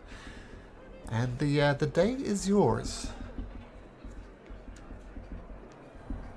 Well, I was thinking we can go first to the tavern. Maybe someone there knows anything more about the dwarf than I heard from my colleagues. If not, we can otherwise head directly to the east of the city, to the seabed. Okay. What do you I think? vote we head to the east. Rumors in the city could just be rumors and give us false information. Better to see with our own eyes. Sounds good to me. I think that we can always go back if we feel like we are lost track. That's fine by me. Okay, so you're not going to the cheeky mermaid inn, you're just going straight to the person's house? And that seems to be the case. No, it's fine by me. I don't know what the others say. That's Okay. Oh, I thought you were sounds- wanting to ask around the city first. no. I was Yeah, it thinking doesn't of matter. going to the. I was thinking to go to the inn first because he used to go quite often there to see whether there are more information. But maybe it might be that that lead is already exhausted. So I find to go directly to the house. But I have the sensation that if we go to the inn, maybe we hear firsthand from the people who were talking with him a little bit more about what he was about. That was my only thought. One thing that might Okay, influence your decision that Adai you would know is the cheeky mermaid inn is frequented a lot by the fishermen, and they tend to go out very early in the morning to catch the fish and then come back at night time and spend their money. Okay. So since it's not super early, not fisherman early, the cheeky mermaid inn is likely to have the barkeeper, maybe a few patrons, but it's going to be very busy. Okay, so in the evening. not worth it. So, Okay. it's up to you. Okay, so yeah, so yeah, then if it's gonna be mostly empty, then maybe we can go to his house, and if we feel like we are we lost track, then maybe we go back to the mermaid when it's getting busier in the afternoon. I agree, friend. Also, the fact if we go to the mermaid first and ask questions, they could alert somebody to go let him know to hide stuff or get out of town. So maybe catch him surprise first. Fair enough. Speaking about searching people, I look to our new friend, the halfling.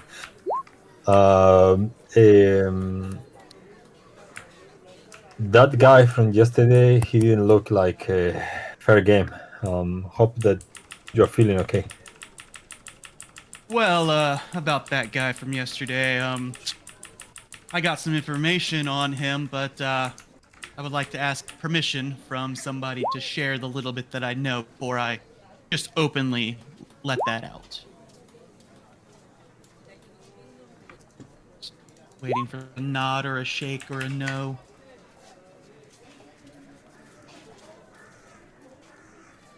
Yes, he says, yeah. Yeah, so about that, I was kind of hosting a card game back at the Weary Ogre Tavern, and he kind of showed up, and this one over here got all nervous and spilled food everywhere, and kind of ran upstairs to run away, and there was 5 thugs he hired to track her down, and basically had to help her get the hell out, run through the forest, fall in a river, and cross a bridge, and get here where figured we joined the tour to blend in. I mean, this guy is a professional liar. That seems to be the case. So I don't know why your friend was running away, but definitely I don't trust him. Maybe we find out something in his house. We can figure out a little bit more about him. Maybe that's true. He doesn't know is in there that he doesn't know about is fair game. He should have cleaned it himself. Well, we should keep an eye in case he's sending associates, to keep an eye on us. Not sure he was satisfied with the answers. That's also why I introduced her as Cher when we all first met. That way, in case he were to find us. Okay, so then I think let's go to the seabed and see whether something is going on in our subject's house, and hopefully he kept some information there about his whereabouts. Okay. So you leave the Lucky Leap Tavern, cross the bridge into the Sword District, which is kind of the industrial part of it. along Seaside Road, and you get to the fish gate. And there are some crown guards there. And as you approach, sorry, the rest of you may proceed, but you, and they point to Kara, may not leave. We have suspicion to believe you might be involved in a murder. While you are not our prime suspect, we have under direct orders to refuse you to leave if you ever wish to leave the city. So you may not pass, says Gandalf.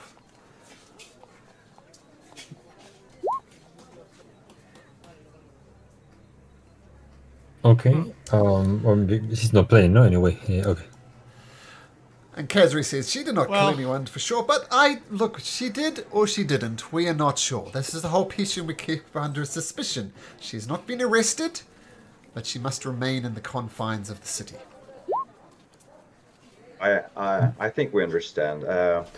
Guys, let's not discuss with this fine gentleman. Let's just be on our way. You guys, can Cassidy and me and Bone? Well, Bone can actually tag along with you guys. I think you would go along together. Cassidy, would you mind following me? I think while our friends go for No, it's not Khazri. you and I... It's Kiara, the druid. The player who's not here. Then I'm gonna say Kiara instead. And Look, I can just go back to the zoo. I'll hang out with the animals. That's fine. I'll meet you guys up with you guys later. Yeah, we can go to the zoo, Kiara. No worries. Yeah, so just pick me up at the zoo. I'll be more than happy there. So my plan is to follow Kiara. Okay. I'm gonna tag along with her, and I'm gonna use my disguise kit to change her form. And we're gonna pretend that we're leaving. We're not gonna tag along with the rest of the group. Sure. We're gonna go to a little secluded section of away from the gate. Mm-hmm.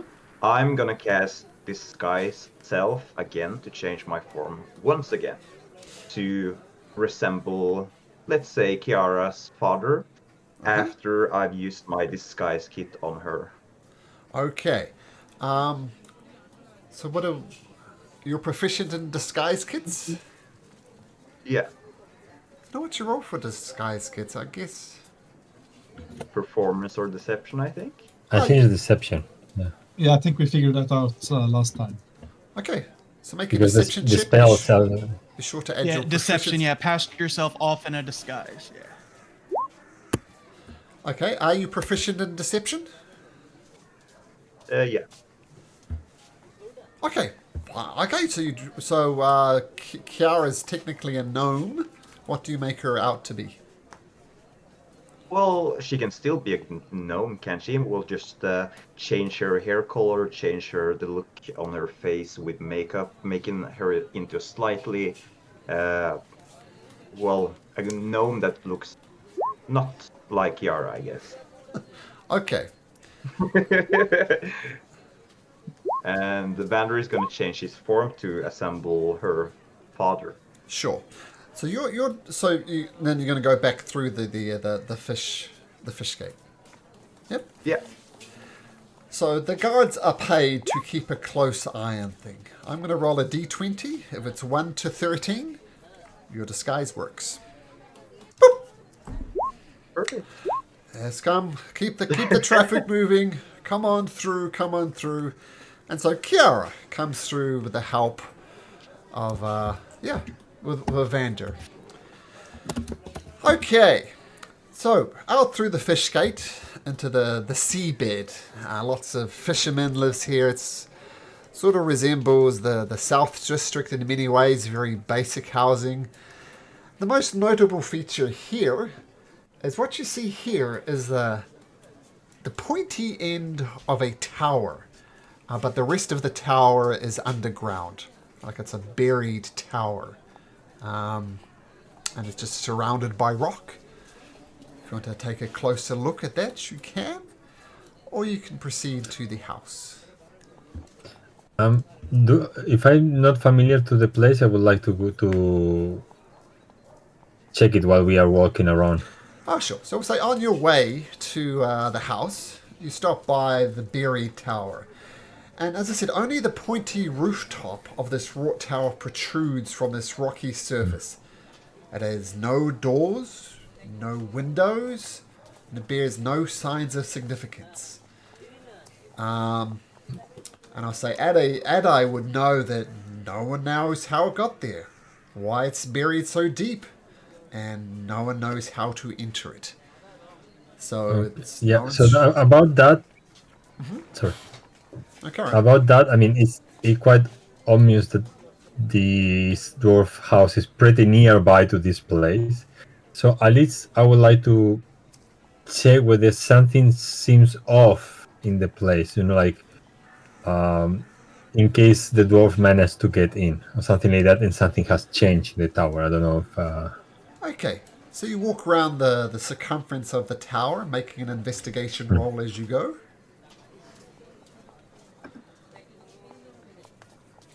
Not that good. Yeah, I mean, apart from the That's fact an that 8? it's buried, it's just a tower. Nothing more to say. Okay. So then I head up. I head to the dwarf's house.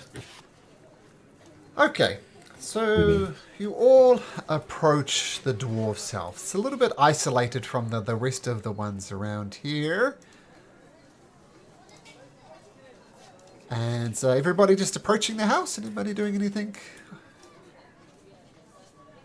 otherwise?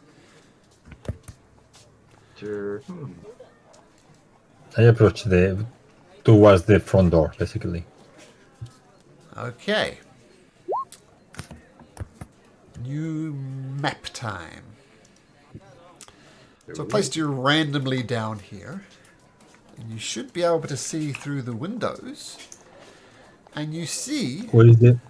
through the windows some skeletons dressed in robes. And they're kind of wandering around randomly and just smashing into furniture. They go somewhere else and smash into some other furniture. They're just wandering around mindlessly. Guys, do you see that? I do. Would you like me to get their attention by throwing a card through a window? The windows are all closed. We can break into the door and ambush them quickly. Maybe. Or you want to knock in one of the windows to get them farther. That might be also working, but I have the sensation, the dwarf might be in danger. So.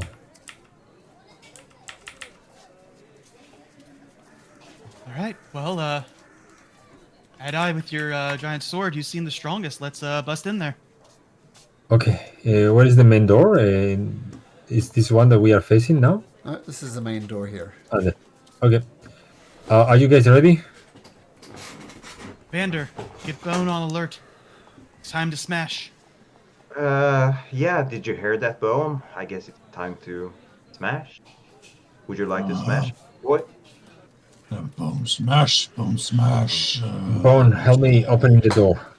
And together with Bone, we will maybe, if it feels doable, if it seems doable, we will maybe want to break the door. If it seems like it's a really good door, maybe we try other strategy. But it is like a normal poor man's door, or is something reinforced?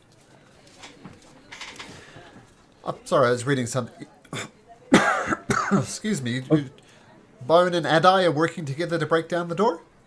It depends. So is it like a regular poor man's door, or is it like a reinforced door or something like that? Poor man's door.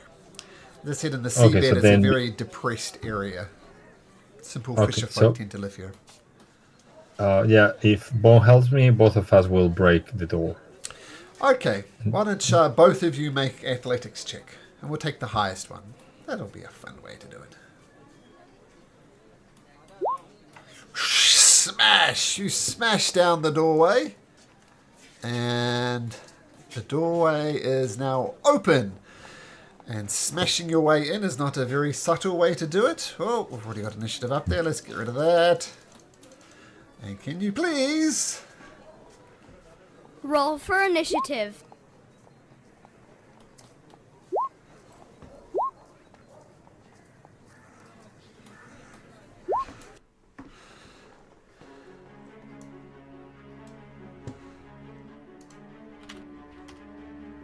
Okay, so the door smashes down and the skeletons all twist and look in your direction. Let me just change something just slightly. Alright, so as we Well, they enter are rolling. they roll really well, considering they're Yeah, skeletons. these are. So one of the skeletons, and you see inside, this is plainly a forge. It's not currently operating, and the place is a bit of a wreck from these skeletons. But as the door swings over, a skeleton climbs over top of the anvil, looks at Adai, and... Let me get these guys set up. Whoops, that's not right. Okay. And you've heard of skeletons. They're fairly mindless. They tend to just scrape and hit people. But these guys are doing something slightly different. And a firebolt, boom, comes erupting out of one of these things and crashes into Adai with a 14, which hits Adai, because your armor class is 14, right, Adai? Adai? Isn't it 17?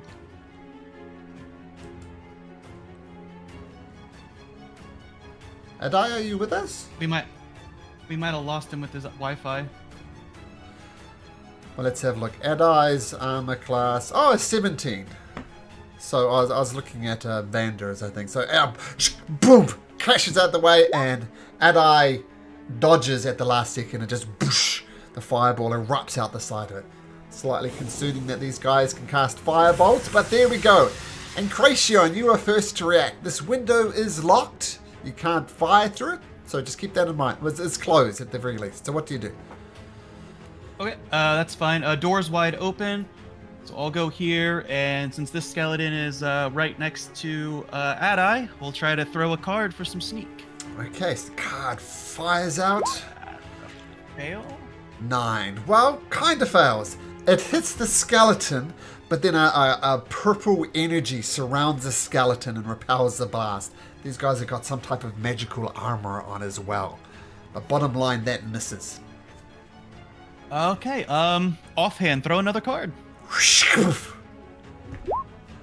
Once again, it hits the skeleton, but this purple shimmering outline just repels the card, and they're metal cards. Are they metal cards? Yeah, they're Yeah. the metal razor edge. Yeah, and they just clack, Sorry, clack down. Adai? Yeah. Oh, Oh, he's muted. Okay, cool. So Cracion, both cards, boom, boom. Well, they hit, but they do no my damage. movement back here, and I'm done. Okay, another skeleton magic user. Yeah, what they do? He comes up to this doorway here, and he clicks. He opens the window, and he... and he's going to fire a firebolt at Incracion. And Incracion's armor class is 14. Yes. Boom! Hits you square in the chest, and you take 6 points of damage. Okay. Vander. Well, this is annoying. Let's see. What can Vander do? So, Vander is a little bit curious. He would like to do some research while we're at it. These skeletons doesn't seem like normal skeletons. So, let's see how smart they actually are. Vander is gonna cast Minor Illusion. And this, is it a fireplace? It's the Over here. forge. Forge. Is Yep. it currently is it in use? So the art implies that it is, but no, it's there's no fire in it. It's a unused forge at the moment. Okay. I see. I want to try to create a distraction to see if the skeletons even register anything happening in their environment. So Sure. I'm going to try to make a crackling sound of fire to just see if the skeletons even react to their environments, or if they're like mindlessly focusing on Sure. us. Okay, so right over top of where the forge is, a crackling fire appears, and we'll see what happens when it gets to their turn. And I'll place myself behind Bone, and I'm going to use him as my meat shield. Okay. So we'll say crackling fire in there. Okay. So now it's another skeleton's turn. Let me roll for the skeleton. Twidger comes over and investigates what's going on in the fire. And that's going to be its turn. It goes and looks and investigates, a bit confused. But there's some type of intelligence behind these creatures. They're not communicating in any way. You don't hear them saying, "Get those people." No response whatsoever. But Kazri. Sorry, is that your turn, Vander? That was your turn? Yeah, Yep. that's my turn. And Bone is a meat shield. Placing Okay. myself behind Bone. Kazri. Of course.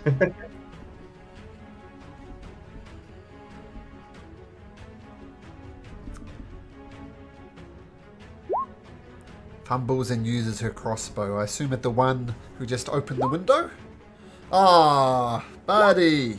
So the arrow comes out and just... You hit the side of a building, and you feel slightly good that at least you can hit the side of a barn door, but that's about it. So that misses. And you stay where you are, Kazri, or move? Okay, just ducking behind and Kraeshon. Okay. Bone! Is Bone gonna do bone things? Bone's gonna do bone things. He's gonna rage, Yes! and he's gonna push himself past. And I just go with his hands forward, Yeah. and I can move into Adai's space before I move further, right? Yeah. Yeah, so move into Adai's space and grapple this skeleton before me. Okay, so make an athletics check at advantage because you're raging, and I'll tell you what you need to beat. You need to beat an 18. Skeleton did quite well. Ah, but not well enough for Bone. So you grab hold of the skeleton. You have it grappled now. What do you do?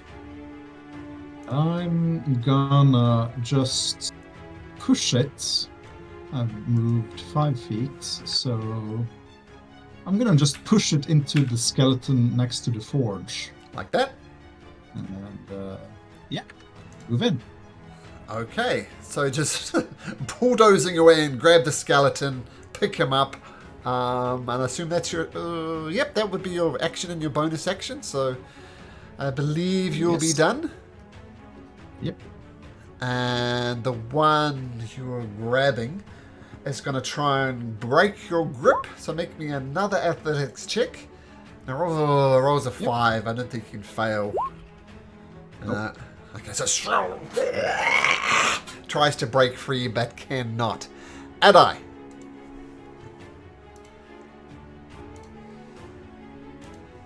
Oh, is Adai AFK? I mute it. Oh, Yeah. okay, there So we go.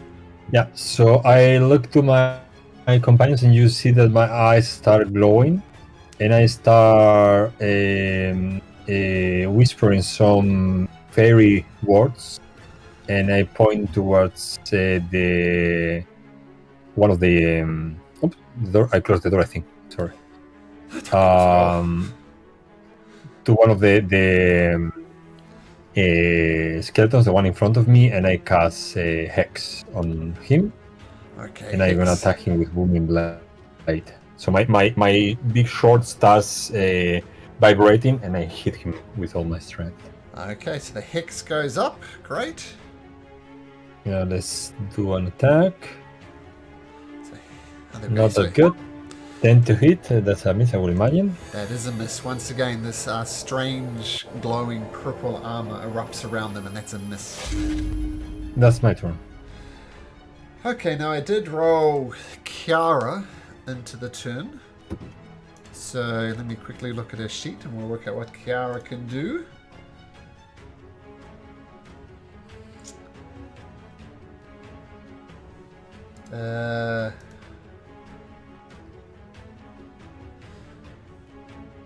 She...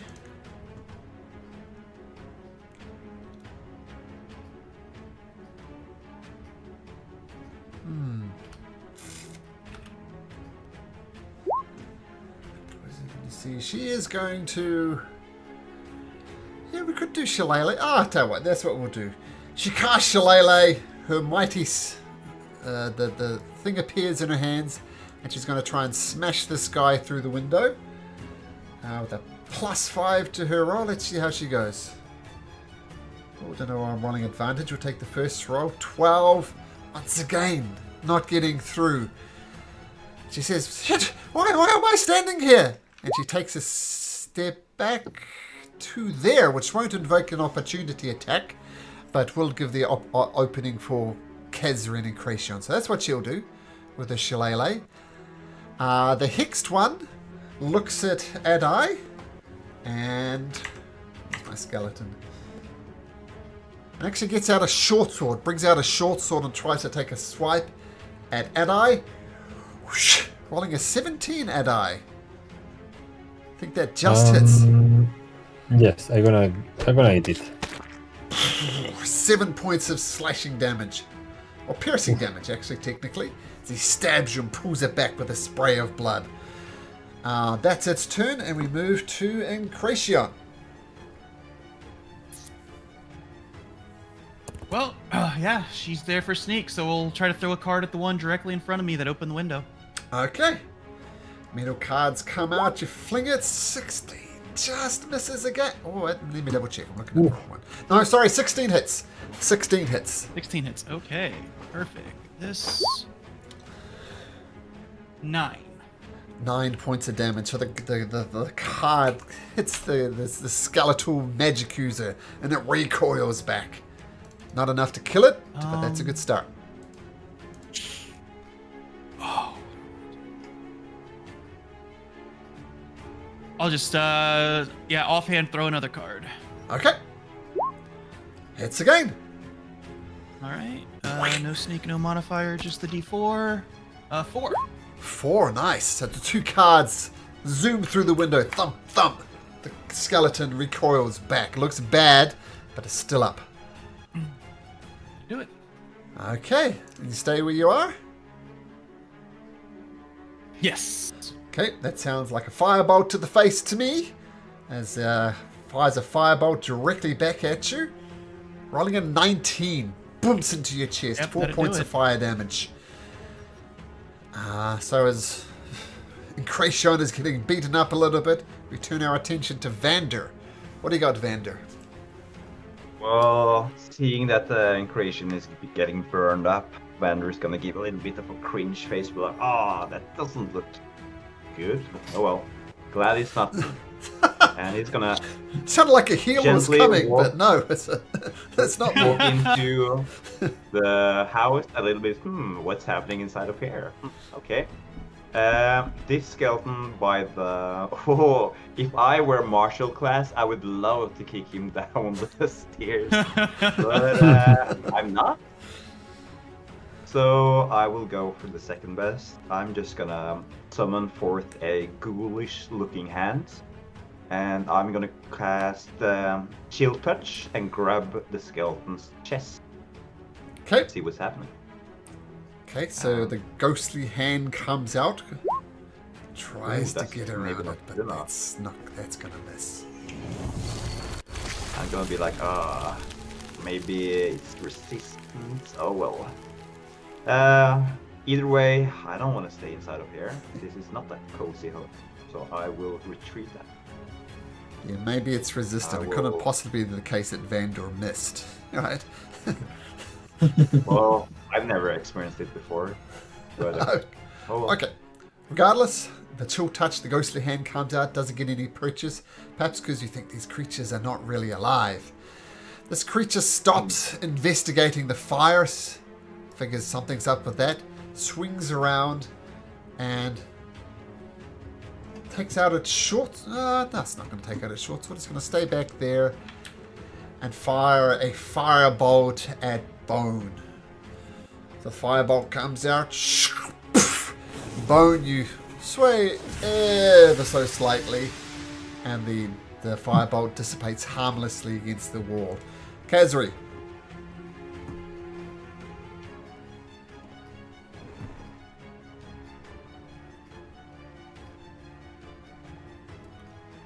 Okay, shooting that one, and that time the crossbow does hit for another 6 points of damage. And the creature thocks it into its chest, and it tumbles down the stairs dead. Well done, Kazri. Nice. I see you're typing. Small chair stays behind in Krayshawn. Great! Kazri, done. Bone. Raging away. What do you do? Still grappling this creature. So, just let go of him and then take his... well, I wouldn't say it's a smooth motion, not fine or finesse-like at all, but he's going to take his sledgehammer from his holster on his back and just go Super Mario hammer time on the skeleton right in front of him. Love it. So, yeah, that's going to be a reckless attack, of course. Oh, of course, Both yeah. attacks are reckless. I love it that Bones uses an actual sledgehammer. That's cool. And that's why he uses a sledgehammer, because that'll hit. Boom! Yeah, so that's 16 bludgeoning damage. Incorrect. That is 32 bludgeoning damage. They're vulnerable to bludgeoning damage. Oh, So an almighty swack, you turn the skeletons into just powder on the ground, and it collapses. Bone dust. Yeah, smash. Just trample on the skeleton, just bone dust. stomping on it. So Someone yeah, note that down. 32 damage is the record for one hit. I'm sure it'll be beaten, that's but that's pretty good for level 2. Yeah, yeah. Since we're level 2, that's going to be my turn. Okay, so, well, that one you just turn into powder, so it's not going to get a turn. So, Adai, your turn. okay. My eyes are glowing, and I feel hubris and envy from my friend, and fueled by my magic blood, I attack the one in front of me. Sure. Hopefully with a little bit better luck than before. 17 to hit. 17 hits this time. Nice. He Mighty gets swing of your these great sword. 13 plus the Oh, the hex. hex, yes. So Wow. 19 points of damage. You are indeed getting with Um, the program. As you cut through this creature, you just cut it in two. And two halves of the skeleton fall apart either side. And I move forward to the last one. Okay, That's my turn. great. Kiara. Sorry, I forgot to do one thing. I use my second, so I heal myself with my bonus action. Ah, sure. You With can go ahead. healing word yourself? No, I'm gonna fight second win. Oh, second one. Okay. Oh, yeah, that makes more sense, yeah. Kiara swings in, and she gets out her thorn whip, and swings at it. Once again, first roll. 8. Tries to grab it. She's damn it. Vander, you've got the right idea. I'm going to hide outside of the building for a second. And she swings over there. And that's Kiara's turn. Oops. So, that one's dead. So that's not going to do anything. And Krayshawn. I'll step up to the window so I get a clear view to fling another card right past Bone, kind of curve it around him, and we'll see what happens. 16 is just enough to hit. Perfect. 10. 10 points of damage. The skeleton recoils back from the hit, but is recovered. And I'll cunning action, move to here, and hide. Okay, make me a stealth check. Oh, I am the house. Natural 20. I'm one with this wall. It's like those things where people paint themselves to look like the background of the scene, and they just go like this. That's what you do. Okay. So, Vander, you don't see what Incration does, but what does Vander do? Well, we're just gonna be peeking out again. Ooh. I am the wall. What? Vander's gonna pay no mind that the house is speaking to him. He's used to these oddities. Either way, he's gonna cast Chill Touch on the skeleton. We'll see what's happening. Nothing's gonna happen. These Yeah, skeletons are for sure resistant. Yeah. Chill Touch is such an odd spell, because it neither does cold damage, nor is it a touch spell. I think there's a ghostly hand goes and like grabs people's hearts or something, but maybe there's no heart to grab. We'll flavor it that way. So Vander, Chill Touch not coming off for you. We'll turn our attention to Kazri.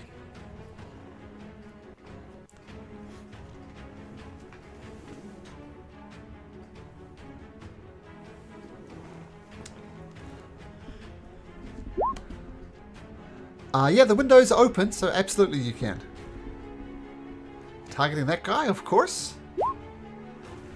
14. Pitching misses. Too many other combatants in there, perhaps. Ah, wait a sec. I think I missed the bad guy's turn. You did, yeah. Okay, we'll go to the bad guy's turn.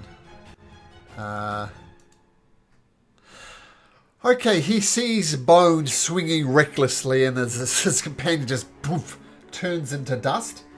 He is going to get his short sword out, and he's going to roll.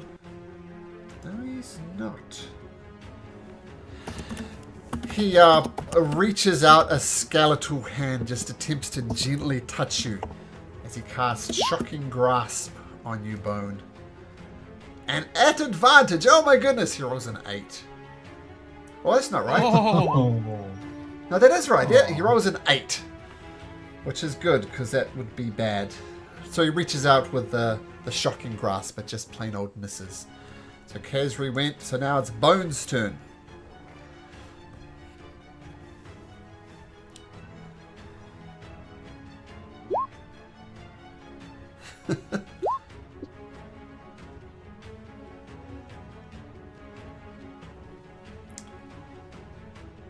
What you got, Bone? Oh yeah. Oh sorry, I was distracted. Yeah. Reckless. Smash it against the forge. All right. Hopefully. Natural 20. New record. Natural 20. New record. That's 32 so far. We'll see. But it's a critical hit, so it has to be a new record, yeah. Well, we'll see. Double Let's of a see. critical. Crit. That's 22 plus 2. Oh my goodness. So that's 48, no? Actually, Yeah. you just double the dice, I think.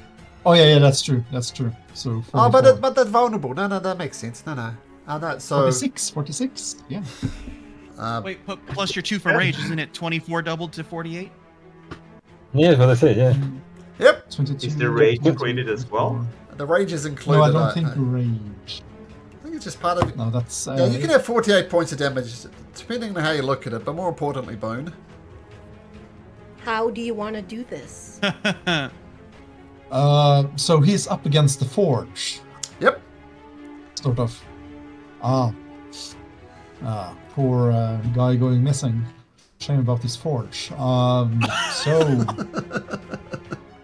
Bone's gonna just do what Bone does and smash and smash and smash and smash, and probably not seeing that the skeleton is dead, and he's just driving a sledgehammer into this poor guy's forge. Yeah.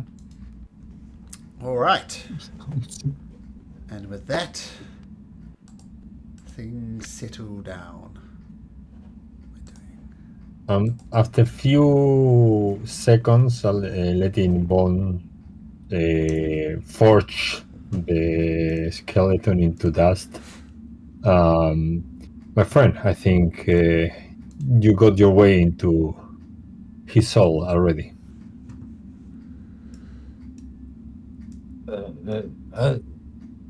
Smash. I think you can stop. Is what I mean. Sorry, I simple words. Sorry, my bad. Okay. Good job, man. Good job. Well, I think we are getting our way into what's going on here. These skeletons are coming from somewhere, and I feel that there is no. I feel quite strange that this house sits so close to the strange tower that has been untouched for a long time in the city. So we check these bodies and consider going downstairs. Okay. Are Ouch, there anybody any got valuables ointment? in the house? Oh, wait a sec. I'm not sure if Kiara has some healing.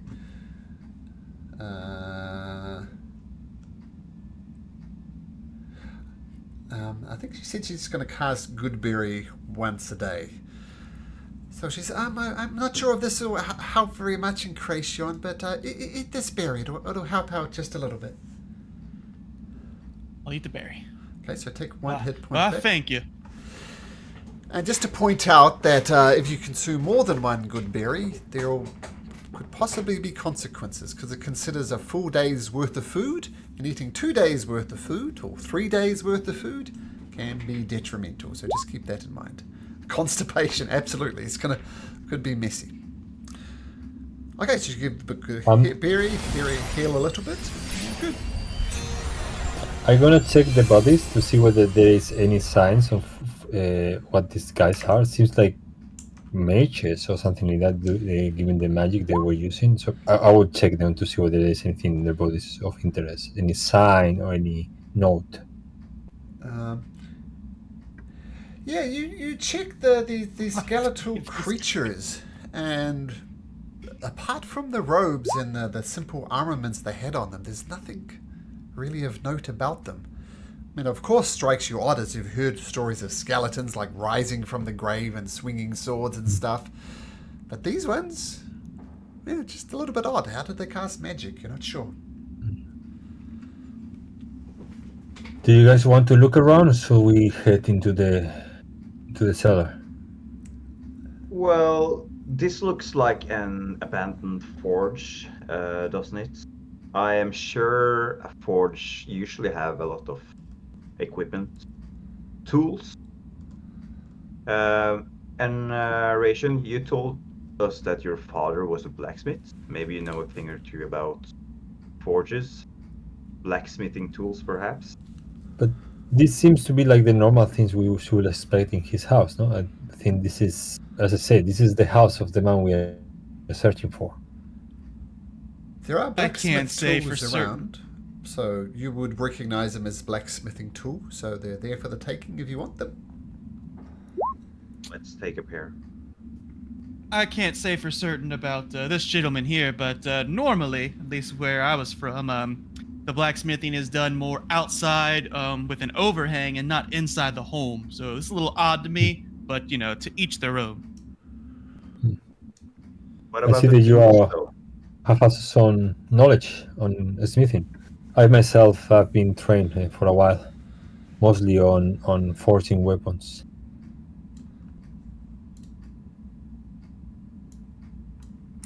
I didn't But yeah. pay much attention to learn smithing, so that's all you. I see. I'm curious about what's going on downstairs. I have a suspicion about this place, and Okay. I'm gonna head downstairs. Okay. I think also Cassie wants to go downstairs. No, yeah, I see. Kezra, you're leading the I way. think I'll. Seems to be the case.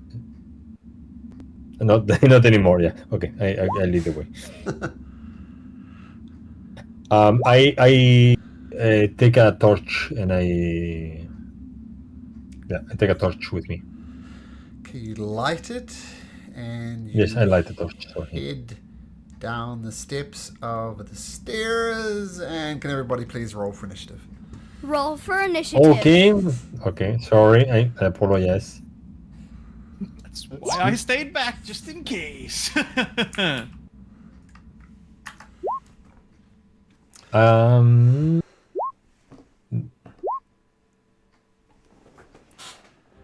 I roll. Okay. And I assume you see why we're rolling initiative there, Adi? Yes, I do. Okay, and get Kiara in there. Let's roll a d20 to make it simple. She gets a 16. So 16 for Kiara. And we'll zoom like that. And okay, since you're making a ruckus, loud noises, and making no attempt to come down, they expected you were coming, and they're going to take their prepared action to fire 2 fire bolts at you, Adi. Okay. First firebolt rolls a 6. You dodge underneath it, crashes behind you, lighting up the tail. And the next one was a Natural 20! Natural 20! Ooh. So that will be 2d10 damage. You're lucky. That's only 7 points of damage from a critical hit as it thumps into you. Vander, you're the first to realize something's not going right downstairs. What do you do? Well, have I collected the the smith's tools? Yep. Yeah, so feel First free things to add first. blacksmith's tools to your inventory. Nice. Gonna scavenge everything. Okay. I guess I will at least take a peek down. I'm not sure if I want to stay down if there's a lot of rockets happening. But let's see. How far can I go? Can I move behind? I'll just move Kazri out the way for a second. So to get down the stairs, just follow Vander. Have to go into this square. Then it costs you 10 feet to move there because you're going down the stairs, and that will have you appear Right. in the map down below. Okay. Not sure where you let's were, do that. Vander, but yep. Okay, so you go downstairs. I was standing there, so 5, 10, I Yep. assume. Yep. And then 15, I guess, or 10 more, Or 20, depending on how you look at it. and that puts you there. Or 20? Yep, to go Okay. down the stairs. So that's what you see. Okay, well, here we are. Interesting. Well, chill touch isn't working. Maybe something else will work. Either way, it does the same amount of damage, but or same type of damage, I would say. But I'm going to create in my hand a glove, like a green, nasty-looking glove that I'm gonna try to throw on the skeleton that's holding the torch. The torch is just on the wall. The skeleton's not Oh, holding it. But sure, this one. The skeleton next to the torch. Sure. Con save for a See what it skeleton. Plus That was 2. my concentration that I forgot to roll it. That's fine. Oh, thank you. So with a corrupting ichor. Yeah, 18 definitely hits. What does corrupting ichor do? That's 2d8 necrotic damage. I don't know if these guys are resistant or even immune, but Let's I have a want look. to roll the damage either way. Oh, that's a poor roll, but oh well. So this corrupting ichor coats the skeleton and doesn't like it. It did do damage. They are not It does resistant damage? to it's not resistant to necrotic, so it does full that's damage. cool. That's cool. So additionally, it's now coated. So it's going to take 1d4 necrotic damage on the start of each of its turn. I gonna assume just unless it takes a display turn that. to wipe it off. Yeah, that's right. Okay, so we'll do this as it's coated. And so, in addition, it takes the start of each of its turns. Okay. Alright, okay, so covered in corrupting ichor. Nice. And in as for my last movements, I'm just gonna try to stand by the door, right? Yeah. Help! Help! Is someone there? I can't hear you, Malcolm. You hear a voice from behind saying, "Help! Help! Is someone there?" Yeah, the sound mic just cut out. blocked out. Yeah, it cut out when you were saying what Help! the voice said. Help! Is someone there? Can you let me out? I'm going to ignore the voice for now. Okay. Bone. Well, he hasn't really been given any new commands, but he's just going to follow Vander. So 5, 10, Follow 15, Vander. 20. So that's 20 gets you there. Down there. Look south. That's where you appear. Yeah. Hmm.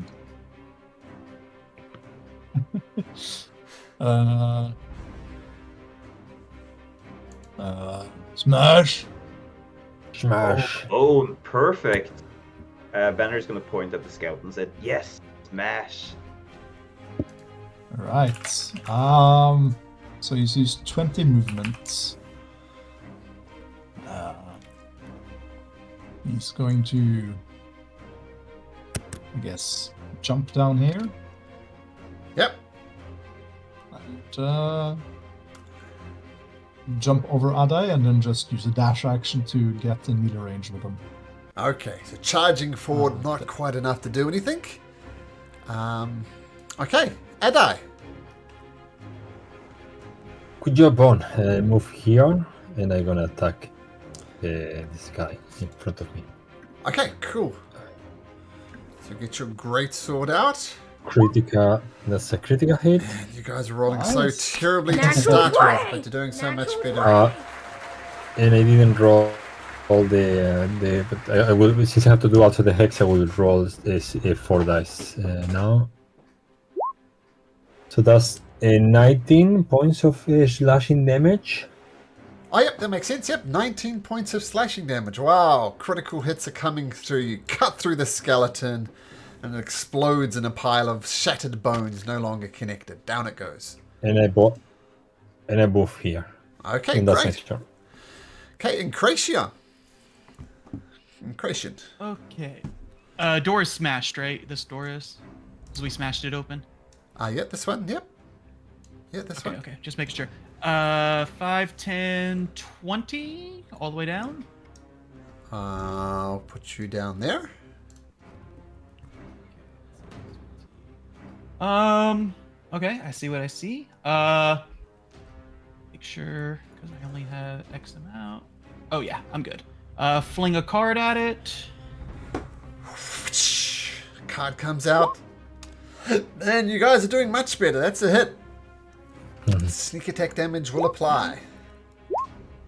8. 8 points of damage. Ugh, recoils back from the blow, but it's still up. And perfect. I have 35 as the elf I am, so I'll bonus cunning action to the barrels and hide in the barrels here. Okay. Let's see, that's sneak. Stealth, rather. Okay, 12. Ooh, not so good. Okay, this skeleton apprentice is dead. It won't get a go. We'll turn our attention to Kiara. Kiara uses 30 feet to get to there. Then she's going to try Thorn Whip. Where's your Thorn Whip? There we go.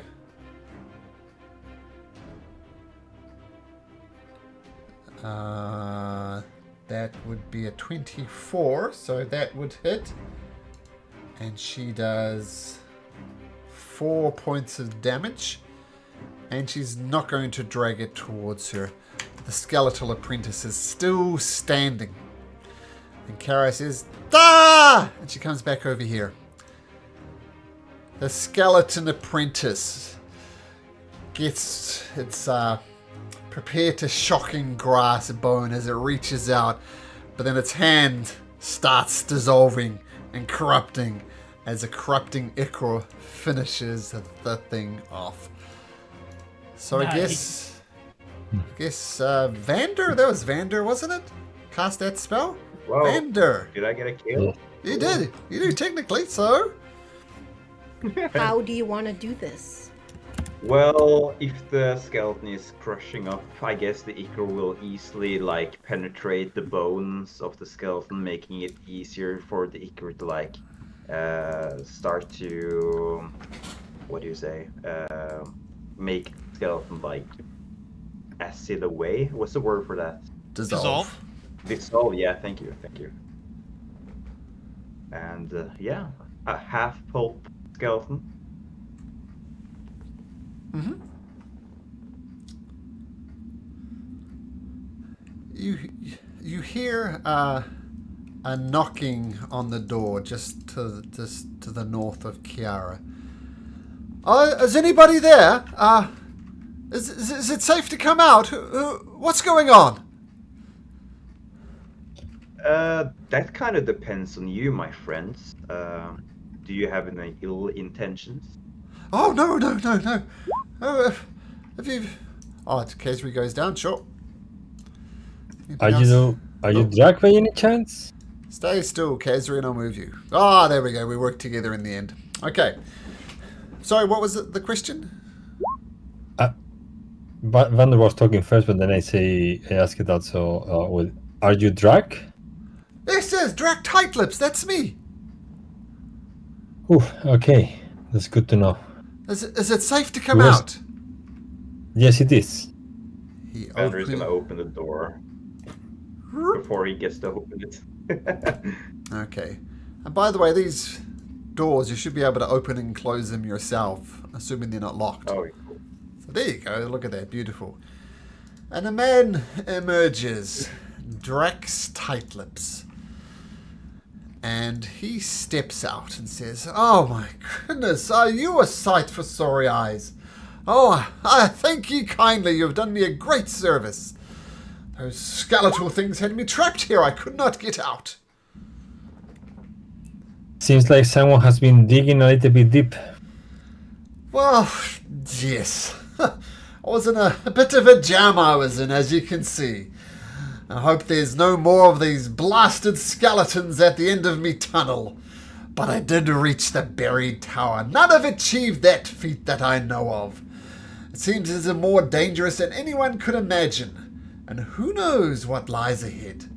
I shall call the Red Cloaks at once and inform them of the danger. Well, we heard already from the Red Cross that we're interested of knowing what was going with you. So if you want, we could take a look. Well, if you want. But all I reached... Well, here, come. Let me show you. And Drax Tightlips heads up the tunnel.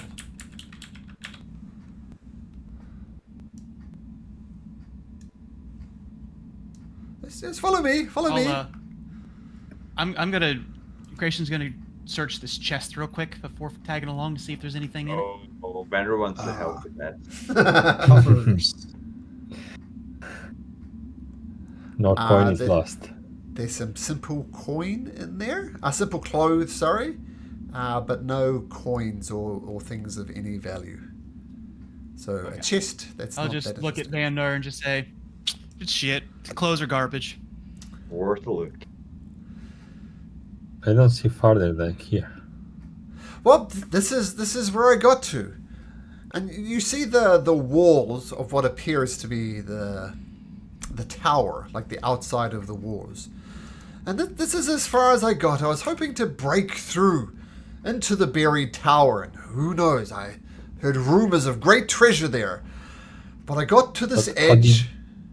Yes? Yeah, but how did the skeletons came about? Well, that Was is they in the tunnel? That is the mysterious things. No, well, they weren't in the tunnel when I got here. I was kind of scratching my head about how to bust through this tower, which I do not intend to do that anymore. when the skeletons just materialized around me. I assume they came from the tower. I do not know how they got through into my tunnel.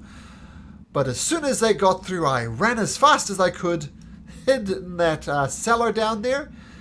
And I've been there for the last few days. And let me just tell you something. You folks are a sight for sorry eyes.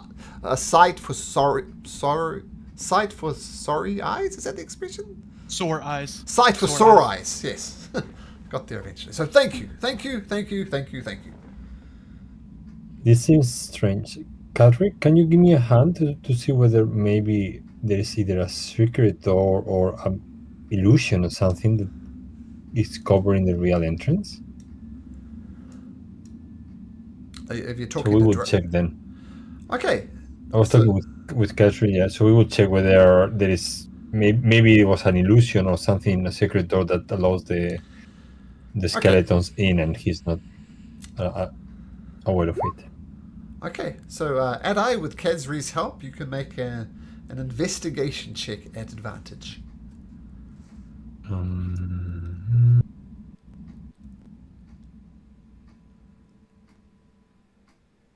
14. Yeah, one thing for sure, it's definitely not an illusion, because you could touch it, unless it's a very advanced illusion. And as far as you're concerned, there's no secret doors, it's just the outside of a tower. Okay. This looks strange. No clear entrance.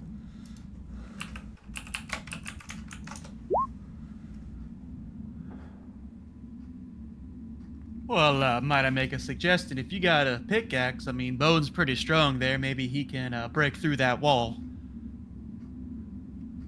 Drax says, There were "Oh, tools upstairs. I'm not sure that's such a good idea. I think you're meddling with powers beyond your imagination. I would highly recommend not doing that.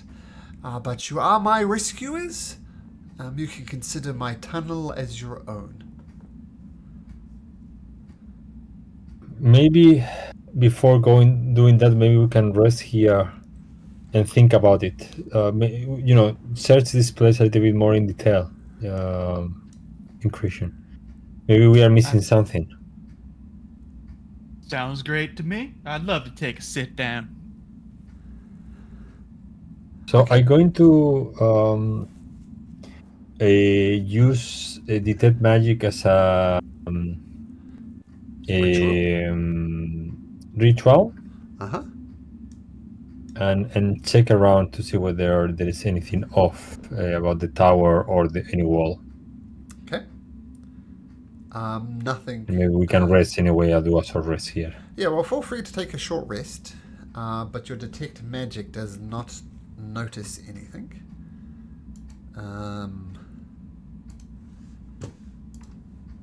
Sorry, let me just check one thing.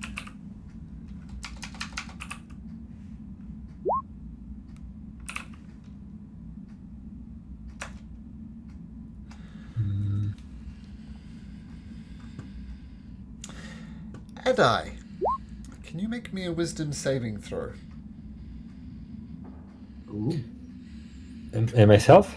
Yep, Adai, wisdom saving yes, throw. Sorry, give me a second. This was healing. Wisdom saving throw? Yep. Yes, running it. That should be a 17. Okay, that's fine. And this is a reminder, but it's not affecting you at the moment. You remember that from your backstory? Okay. I don't notice anything. No, I imagine. Yeah, you're fine. Yeah. Okay. But I sent you a private message in Roll20 just to remind you why. Sorry, I didn't see it. Okay. Thank you very much. I forgot that. Thanks a lot. Yeah, but bottom line, you're fine. Yeah. Okay. And it's that time, folks. Time to pick up children. No level up. Good for asking, but we'll pick it up right after you've done your short rest. But I do need to dash, All right. and we'll see you all guys next week, hopefully with a full 6.